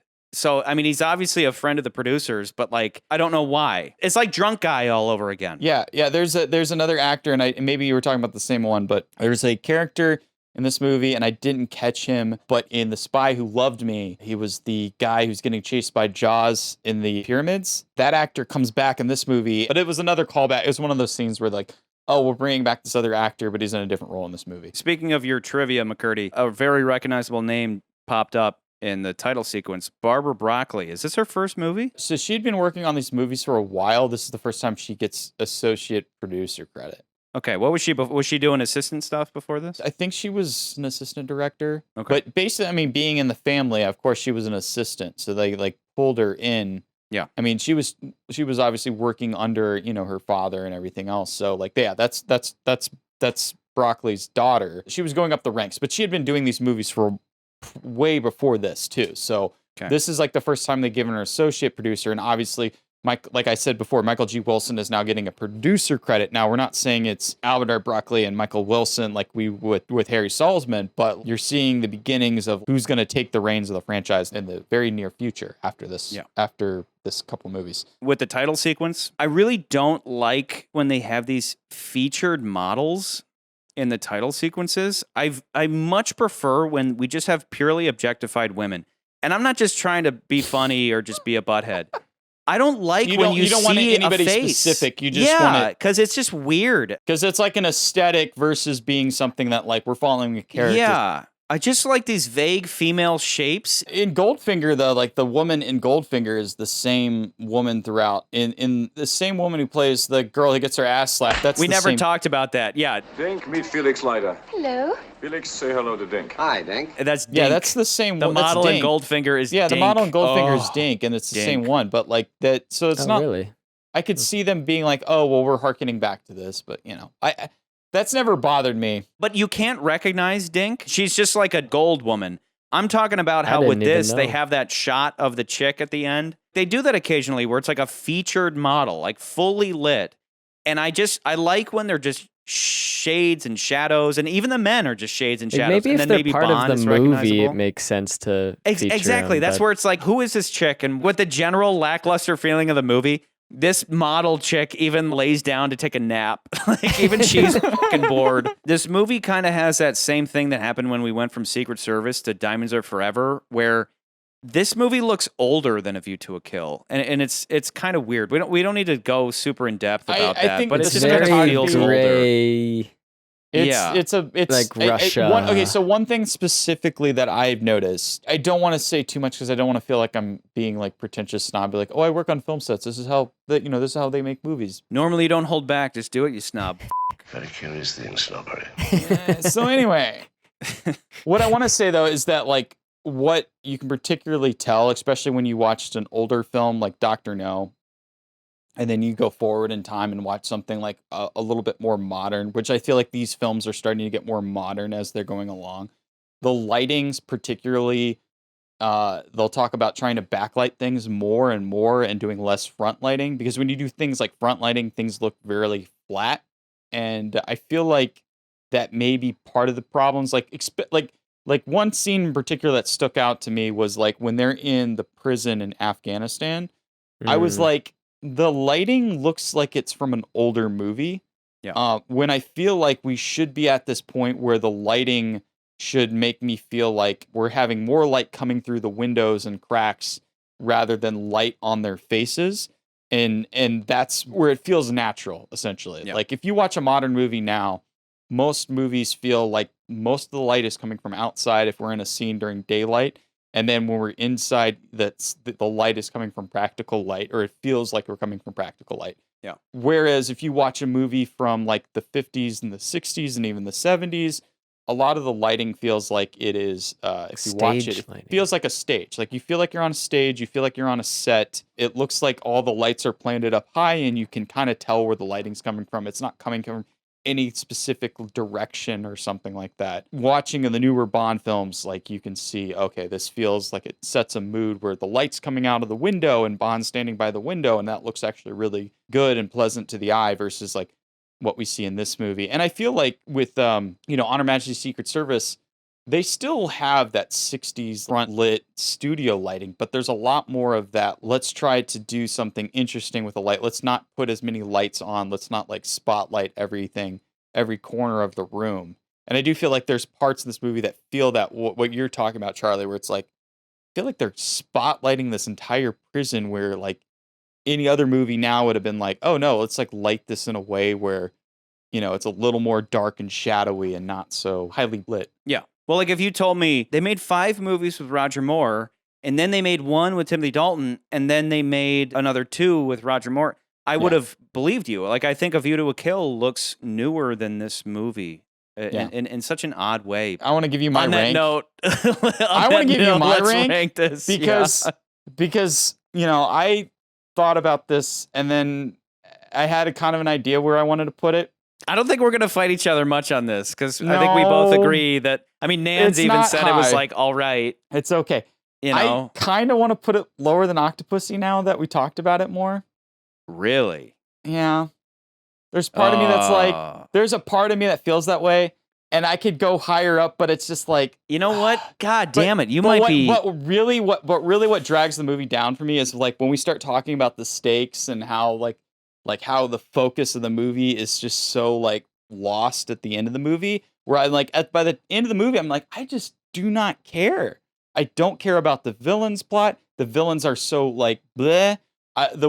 Even I like Kara enough, but I don't care about her that much. And when I think about Octopussy and Thunderball and like even the other ones, like Octopussy, I'm like, at least we get the really good train stuff. We at least get a thing where we're like, I give a shit.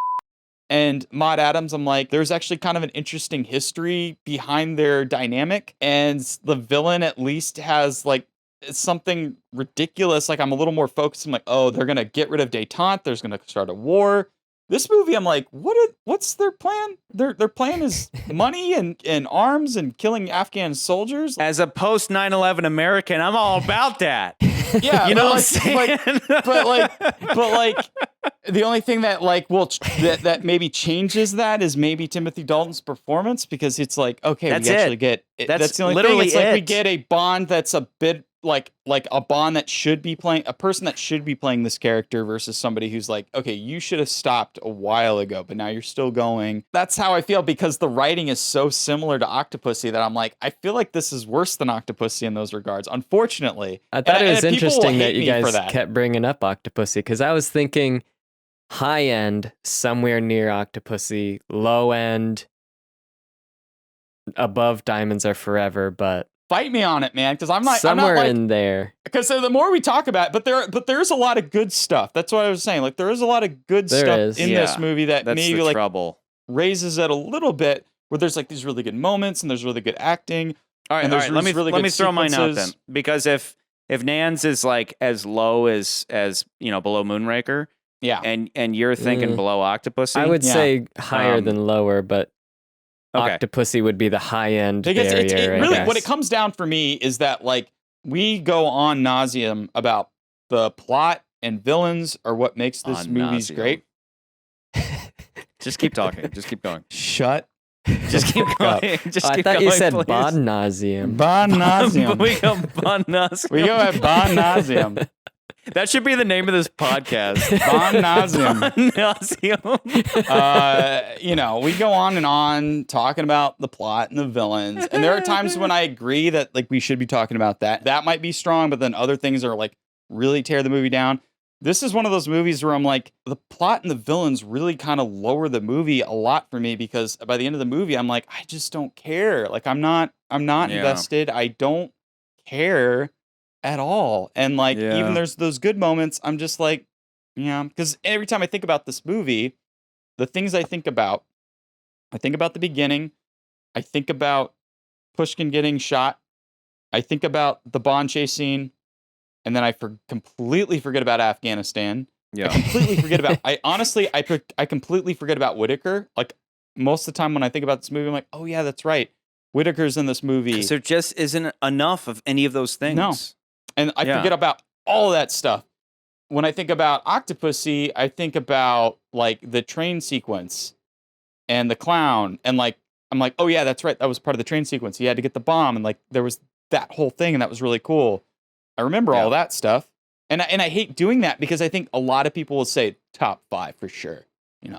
Top. Well, one of we'll the get best. to that, because we pretty will, much every but- comment we got was Exactly. But a lot of people are best like, this movie is the ever. best Bond but movie it's all ever. because of Dalton. Everybody's citing Dalton Dalton's is really performance. good. And that's indisputable, but at the same time, I'm always the guy that's like, I'm looking at the story / plot and the bad guys. Back in the beginning, the first couple episodes, I was like, how do you fuck up Bond? Like, the performance of Bond is never really going to sway me, because you can just, like, had they picked up Timothy Dalton and put him into GoldenEye, that movie automatically would have been better than this movie, because this movie has a shit script. You know what I mean? So, like, all being the same, I don't really weigh in Bond's performance, because it should be consistent. It's the same character through all these movies. Like I said, Bond never changes. So his performance doesn't weigh in. All the other stuff weighs in for me.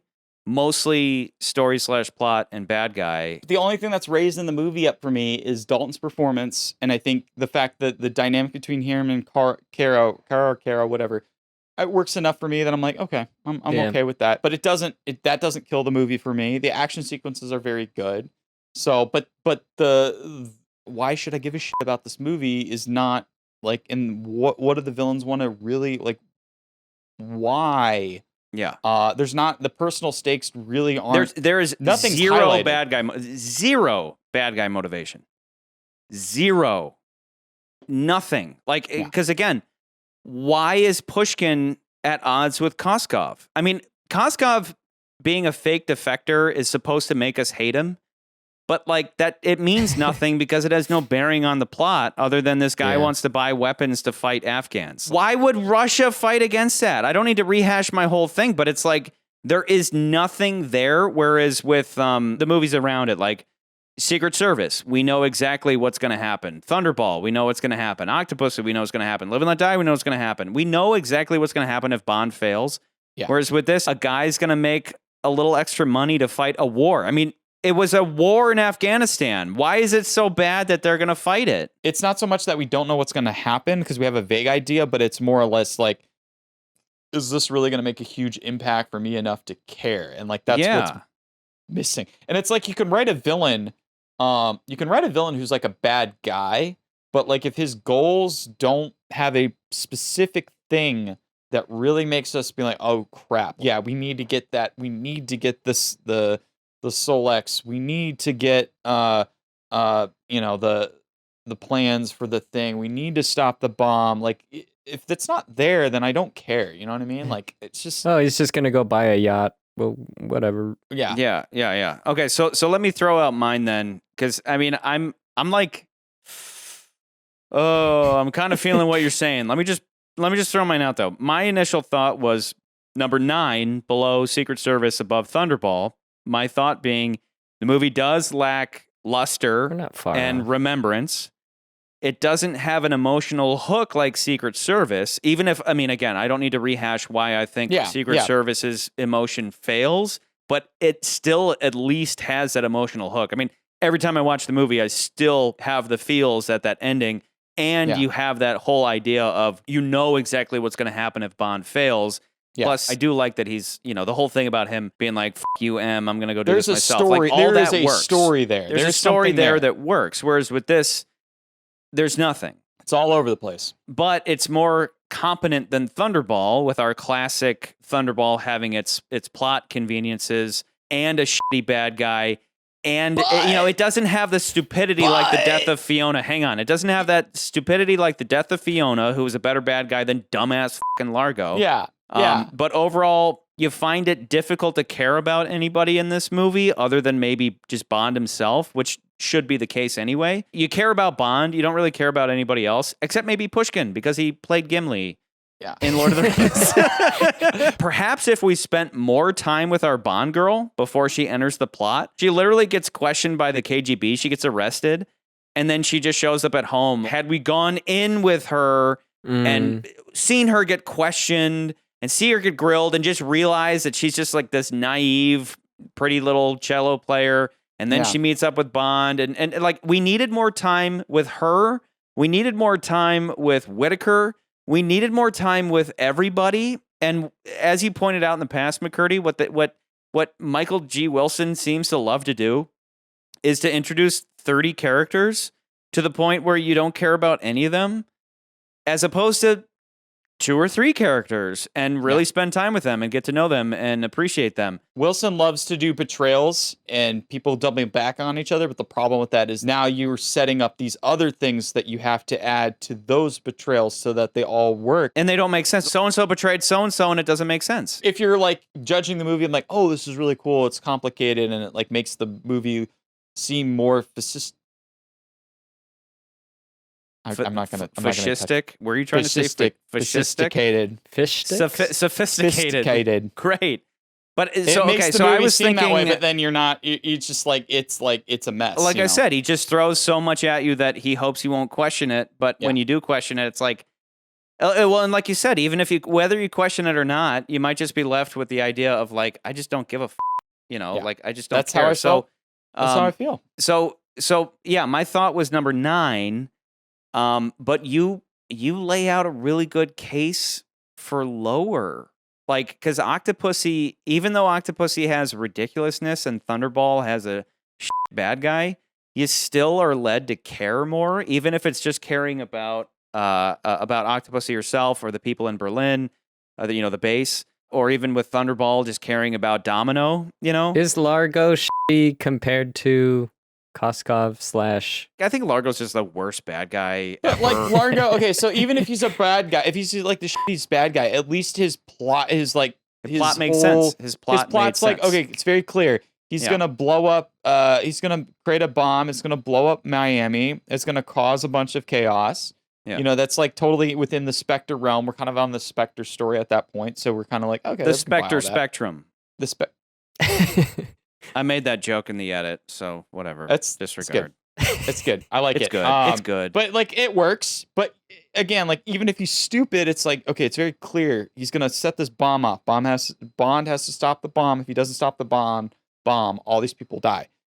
So I'm like, okay, I care. I'm all the water action sequences. I'm like, I'm in. I'm ready to go. Octopussy, same thing. Octopussy is just as complicated and convoluted, but at the end of the day, there's a bomb, and if we don't stop the bomb, people die. And Bond has to stop the bomb. Way before when we started, I'm like, I kind of had it in my head, right? I'm like, oh yeah, Living Daylights is like way up high on the list because Dalton's really good, and this is his first movie. And then I watched the movie, and then I'm like, wait a minute. I don't care about this movie. About what's going on. I do not care about this movie. Number one argument I have with people all the time is that dumbass argument I hate, which is, sometimes I just want to turn my brain off and watch explosions. And I go, okay, that's bullshit.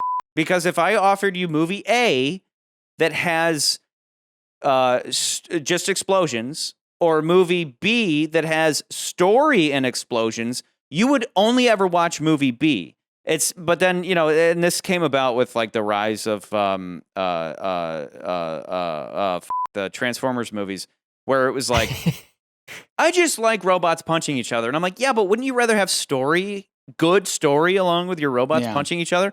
And so I constantly having this argument with people where I'm like, if you just want explosions, go to YouTube, type in things explode, and just watch that for a couple hours. Yeah. Why watch the movie at all? Well, I just want to see robots punching each other. Go to YouTube, type in robots punch each other, and you can watch that for a couple hours. But you go to a movie and you want a story that you're actually going to give a shit about to carry you from A to B. And to your point, this movie doesn't have that, and everybody wants to fall back on, well, Timothy Dalton's good. And it's like, yeah, but again, that's just like watching a bunch of explosions and pretending that that's a good story. And it's not. You want the good special effects, you want the good performances, but it needs to be wrapped up in a story that makes sense and doesn't leave you scratching your head or trying to give a shit.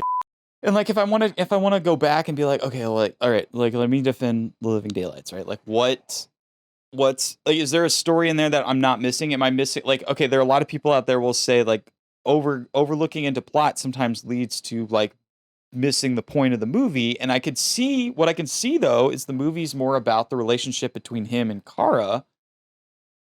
But I don't care enough about it. Like it's not enough. I'm just like, I see where because they're going. Okay. Because Bond never really loved her until maybe the end. Yeah.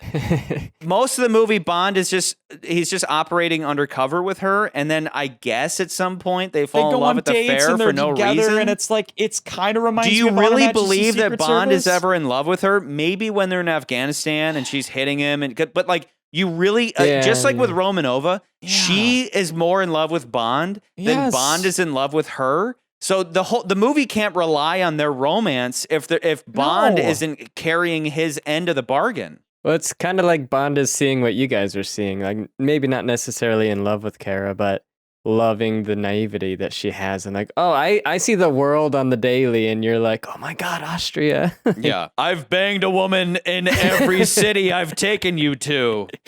I'm not afraid to admit it. There's a good restaurant there. I know a great restaurant in Karachi. And hot women. In there, so they got good hookers there. Wow. Sorry, Sorry, McCurdy, you've been saying things. What are you saying? On Her Majesty's Secret Service. We don't want to hear about Secret Service. But you, Nikolai, you and McCurdy should have your own date on a Ferris wheel where you talk about how awesome Secret Service is, and then a German guy asks if you want another ride. You fucks. Shut up about Secret Service. It's overrated. Scott, it's old and it's boring. McCurdy, shut up. Hey. It's overrated. What I'm saying though, you're is lucky like, I don't push to put this movie above it. But it's like they were trying to do that approach, and I know you're gonna say it's like, well, the love story doesn't work. Blah blah blah. Get fucked. But you know, it's like they try to do the same thing where it's like they're going on dates, and then there's like, but there's no moment where Bond's like, oh, you know, you're perfect. You're doing an amazing job. Like, you're perfect. Remember in the opening of the movie where he was saying that if he got fired, he would love it? And then this was the perfect opportunity for him to fall in love and consider quitting his job, and they don't even tie those threads together. No. So I don't care about this movie. Like, I want to care, but I want to care because I like... To our point, it doesn't matter that there's a cool chase scene. It doesn't matter that Timothy Dalton is awesome, because he is... At least for me, as I've said every episode, it's like, for me, it comes down to story and bad guy. Even Kamala Khan, I think, is better than anybody in this movie. Bad guy wise, it's just a better performance. Like, you have Necros. Necros is a cool, Necros is cool, but he's a henchman. Style henchman. Yeah. But like throwing milk bottles, but not enough. I did like that Necros had his own theme, like his own theme song was playing every time he killed somebody. The same song was playing in the 80s. Headphones. That was good. And then it was orchestrated at the end.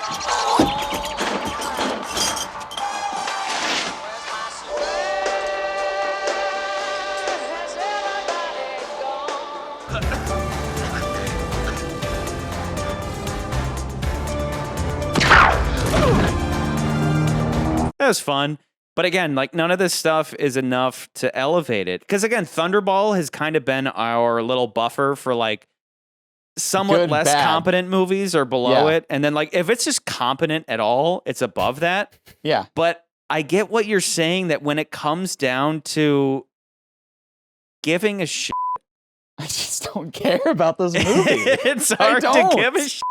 I don't. It's like it's like they had all the best intentions, like every movie, but like they never were like, what makes a good Bond story? And unfortunately, the movie that going into it, A View to a Kill, was like, I still don't have great feelings about it, but like they understood. It's still so much better than this movie. People need diabolical villains, and you need a reason why Bond needs to come in and save the day. And this movie is like vague stakes. That's what Bond's facing in this movie, is very vague just distract the people. Like, distract everybody with some cool stuff. Someone is like hope for the best. Maybaum, who's like super old at this point, is like, Wilson, like, we need to have stakes, and it's like, it's vague. It's okay, old man. Like, don't like, here, let me finish typing this movie because I'm producer now and I can do whatever I want. I'm not gonna fucking fight you, dude. I want somebody to say, like, are you wrong? Because I'm I think you're right.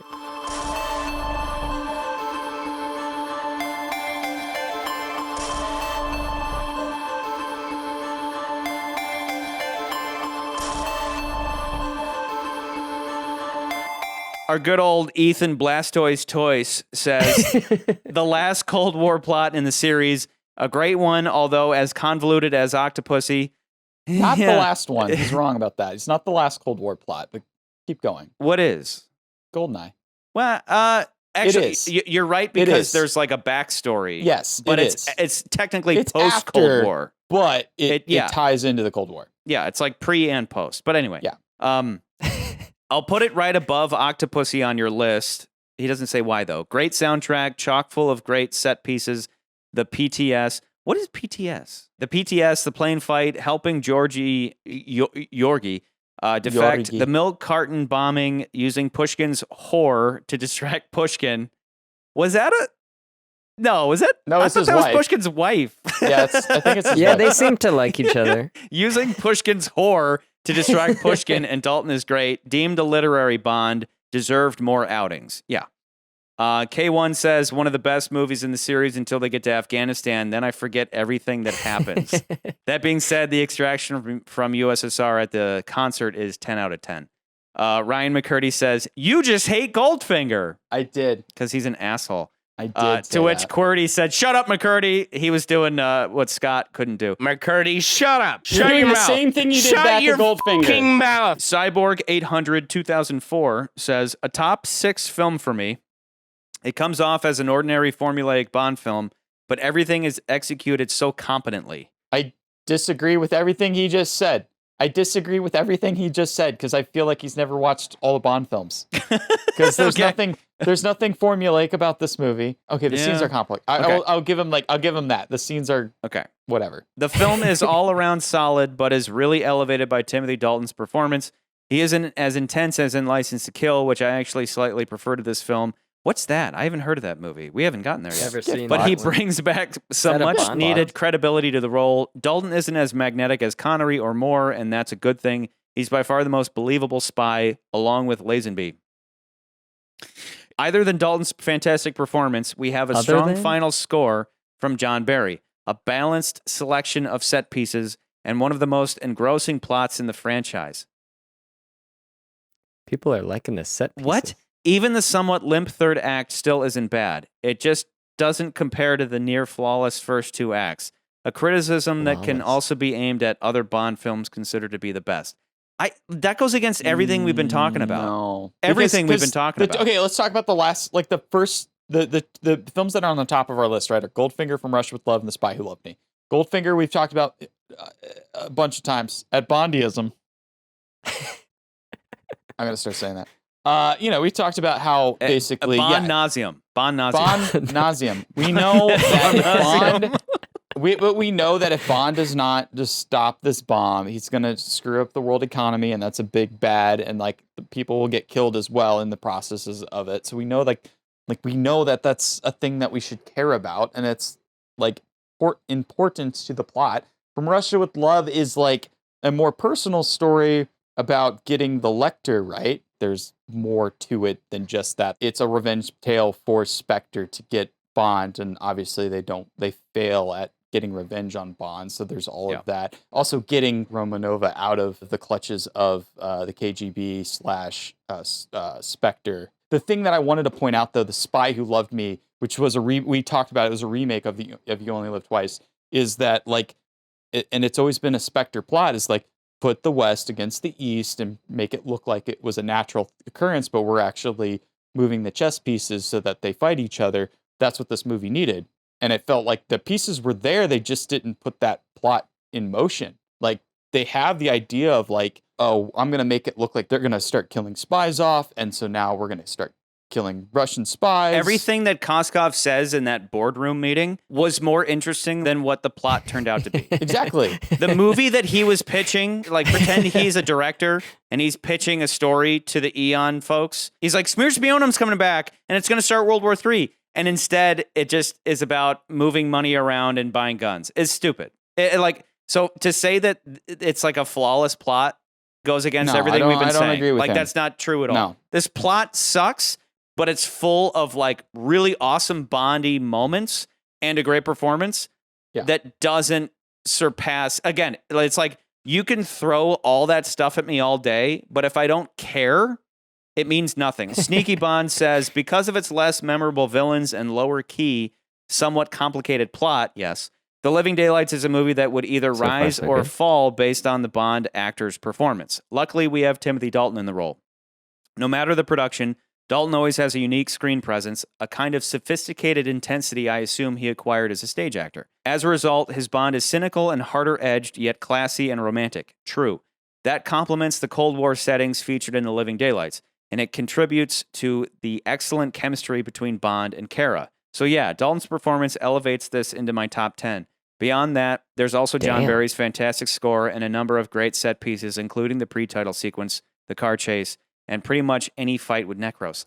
Again, that's all true, other than the fact that it's true for Bond the second, and Kara, like everything in the top's true. Yeah. Bond and Kara isn't if this movie was just about Bond and Kara, yeah. Totally, but they complicate it and overstuff it. It doesn't take their story and elevate it. Again, I'm sorry to keep citing Casino Royale, but it's the best case of a Bond romance that we have to date. I'm breaking my own rule, but I'm doing it for a purpose. It's like their romance was wrapped up in the plot. This is wrapped up in a plot that just doesn't add anything. Unfortunately. So, like everything he said is true, other than the fact that the plot is good. It's like the movie is weighed down by its plot. Snus and Whiskey says, to me, The Living Daylights is one of the middle movies, not one of the best and not one of the worst. The Living Daylights, in my opinion, is a quite overlooked movie by the general audience. It lies between A View to a Kill and License to Kill that are more memorable movies. Being a fan of campy Bond, I still have to say that I enjoy The Living Daylights. I assume he means the pre-title sequence is one of That's what it was. PTS. Okay, pre-title sequence. Not preteen skank. Oh, that Urban Dictionary led me to believe. Okay, Blastoise. The pre-title sequence is one of the best in the whole series, and the soundtrack is great. The ice chase and the fight with Necros are also memorable. However, the characters are quite lame and forgettable, to be honest. The villains and the Bond girl are very dull and non-memorable, and Dalton's Bond doesn't work well with a gadget car, as Connery and Moore's Bond did. So a good Bond movie, but with some more memorable characters and more threatening villains, this movie would have been much higher ranked for me. I kind of agree with what he's saying. Like, yeah, I'm pretty much kind of on board where he's at. I don't know where his rankings are, but yeah, I'm We're starting to see the commonalities between the comments, which are like, Dalton's cool. It's in my top whatever sucks. because Dalton's great. Yeah. Yeah. I think people are so attached to Dalton the actor, knowing that not only did he do this movie, he's done other movies, so he never got weighed down with being like James Bond. They're attaching him to the next one, it sounds like. And everyone acknowledges, yeah, the plot's like convoluted and dumb. The movie's bad, but Dalton's good. It's like, we're here to judge the movie. Cabe Netcore says, for me, the first half or so of The Living Daylights is the closest to my platonic ideal of a faithful Ian Fleming adaptation. Not in terms of literal translation, but in capturing the feel and mood of a lot of Fleming's work, and comes the closest to capturing my mental image of the literary Bond. I probably overrate the movie and admit it's not even a top 5, but in a vacuum, the first half is just so good, so Cold War, and so Fleming-esque that it's a favorite. Cold War is cool. No, I get what he's saying, though. I can agree with, like, again, like I've said, the beginning of the movie is one of the more memorable parts of the movie. Yeah, you'll probably watch it the most because you watch the beginning of the movie. Had the defection been real, it would have been like the defection fantastic. sequence, not the Gibraltar stuff, but the defection sequence, I remember probably the most out of that movie where they put him in the pipeline and all that stuff. I like that scene, actually. So I get what he's saying as far as that feeling more like a Bond book rather than the rest of the movie. Gamer Grill 95 says, well, there are a few stinkers and a few absolute pieces of gold. This one is neither. It's one of the many solid good ones. It checks every box I can imagine in the Bond film formula. Opening action scene in a interesting locale, gadgets, car chase, intimidating lackey, campy villain in Whitaker, falling from great heights, light humor, a small plot twist, and a large battle near the end. It embodies the formula perfectly, but also does nothing to really stand out from the crowd. Okay, it has the pieces of the formula, but they don't congeal. The puzzle pieces are there, but they're not assembled into a nice picture. Yellow Army 79 says, it's not without its flaws. The villains are a real problem and come across as pretty goofy and no match for Bond. Koskov is okay and plays the sleazeball character well, but it needed Whitaker to be a stronger character, and he just doesn't get enough screen time to do that. Nodding my head. The plot is rather complicated and a little underwhelming, yes. Despite this, The Living Daylights is a great Bond film. Dalton is terrific and has a great chemistry with Kara. Their romance feels very believable and elevates the film. There's some great action scenes, and it plays out as a proper old-fashioned spy thriller. It's definitely in my top 5 Bond films at this moment. A lot of top 5, a lot of people saying top 5. Yeah, they're like, this movie sucks and is in the middle. This movie sucks. Top 5 because Tim Dalton. Just like last time, all anybody could say was like, well, Sean Connery's really great. It's like, this time it's Timothy Dalton's really great. It's like, yes, but unfortunately, this amazing titan of an actor was handed the worst possible starter script for his breakout into the role. And it's a goddamn crime. It's depressing. But, and I don't know if he had any say in the matter. I wonder if he read it and he was like, this doesn't make any sense. This plot sounds rather far-fetched, sir. I think someone like that is going to be like, okay, I'm getting this huge role. Like, who gives a shit what the script is? You know what I mean? Like, it's a big opportunity. But he read all 14 books and he doesn't have anything to say?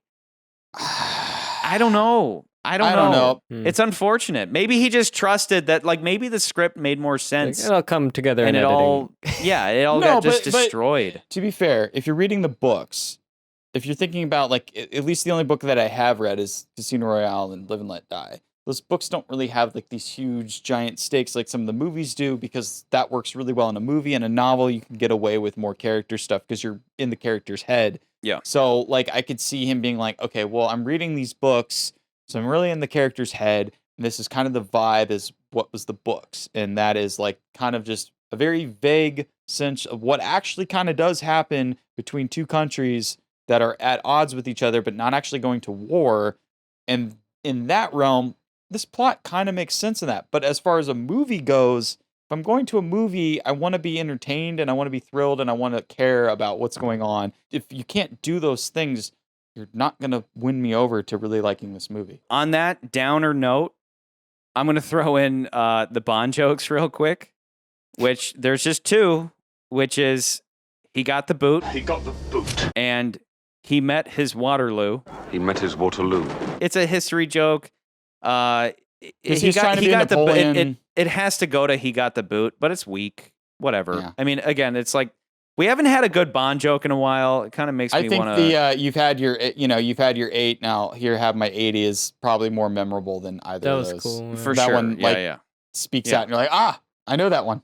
yeah. But anyway, after all of that, though, you're swaying me to put it below Octopussy. I think that makes sense. I think it makes total sense. I'm on the verge of saying like I could see it going above Octopussy too. But why? Why would it be above Octopussy? I don't know. Why? Because of Timothy Dalton? Because Timothy Dalton's really good. Top 5, Tim Dalton. I'm gonna put it in Nan's hands. I could put it above Octopussy because of Dalton's performance and because of like the relationships and because there are some really good action sequences in this movie. Nans, where are you at? I think McCurdy made a good point earlier about just below Octopussy. As you guys remember, enjoyed Octopussy going into the recording. Not that I dislike this movie, but ranking it against all the others, I think below Octopussy makes sense and above Live and Let Die. When I look at Live and Let Die, like, of course, the only thing that pops into my head is him expanding and exploding, which like then makes me think, oh. But it's like my biggest sin. I refer to it constantly. I'm such a broken record, but it's such a horrible sin.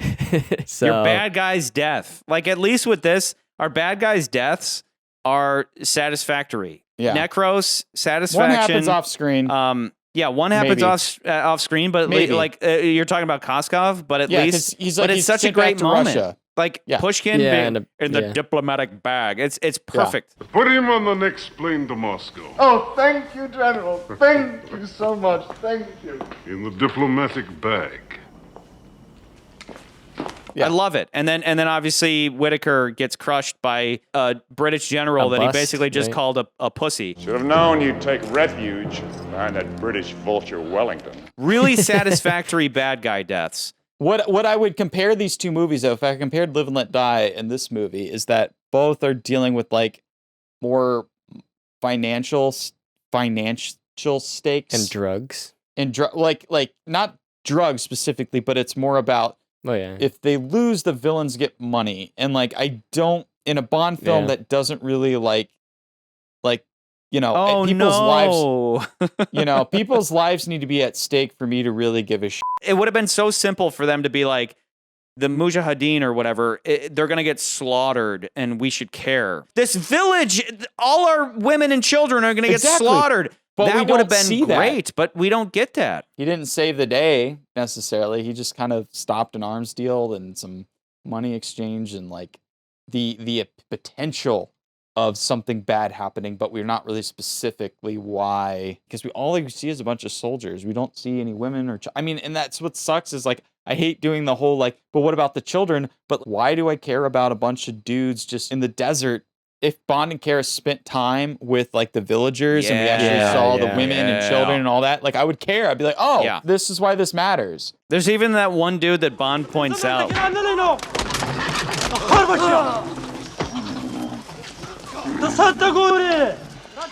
hope he's not invited to dinner.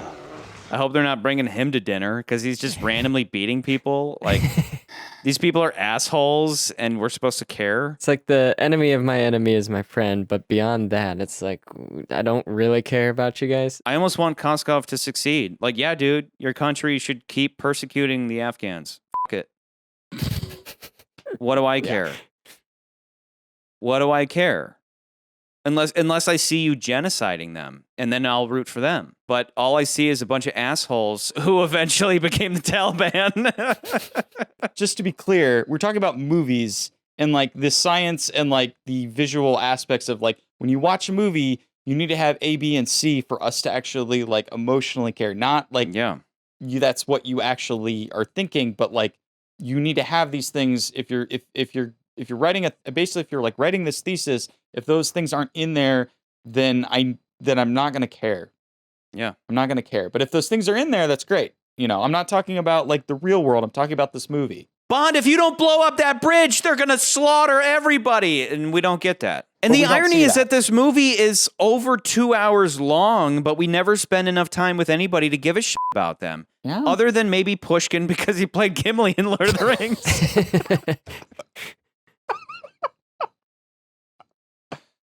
That's true. I think 11's a comfortable spot.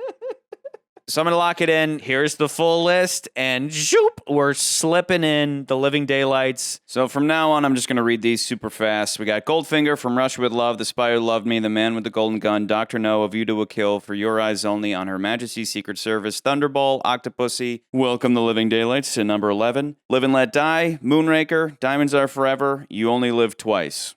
Below Octopussy, above Live and Let Die. This one ended up being a lot harder than we thought, and for the opposite reason that I expected. I wasn't expecting a fight to push it down, but everybody on the internet is going to fry us because they're like, top five, Timothy Dalton. But like, again, we're just going to pretend that they meant top 5 Timothy Dalton movies. Not very many characters in the Bond franchise other than like the top, like the main 3, M and Moneypenny and Q, have continued, but this one character kind of got its own little subplot and story and kind of kept going throughout the more films and ended up being his last film, and that was General Gogol, who we first saw in The Spy Who Loved Me, and as slowly but surely kind of became more and more of like an ally, a part of Russia. Seeing coming towards our side of things and kind of creating that peace between worlds, so to speak. So this is to Walter Gottel. Did I redo that? Yeah. This is to Walter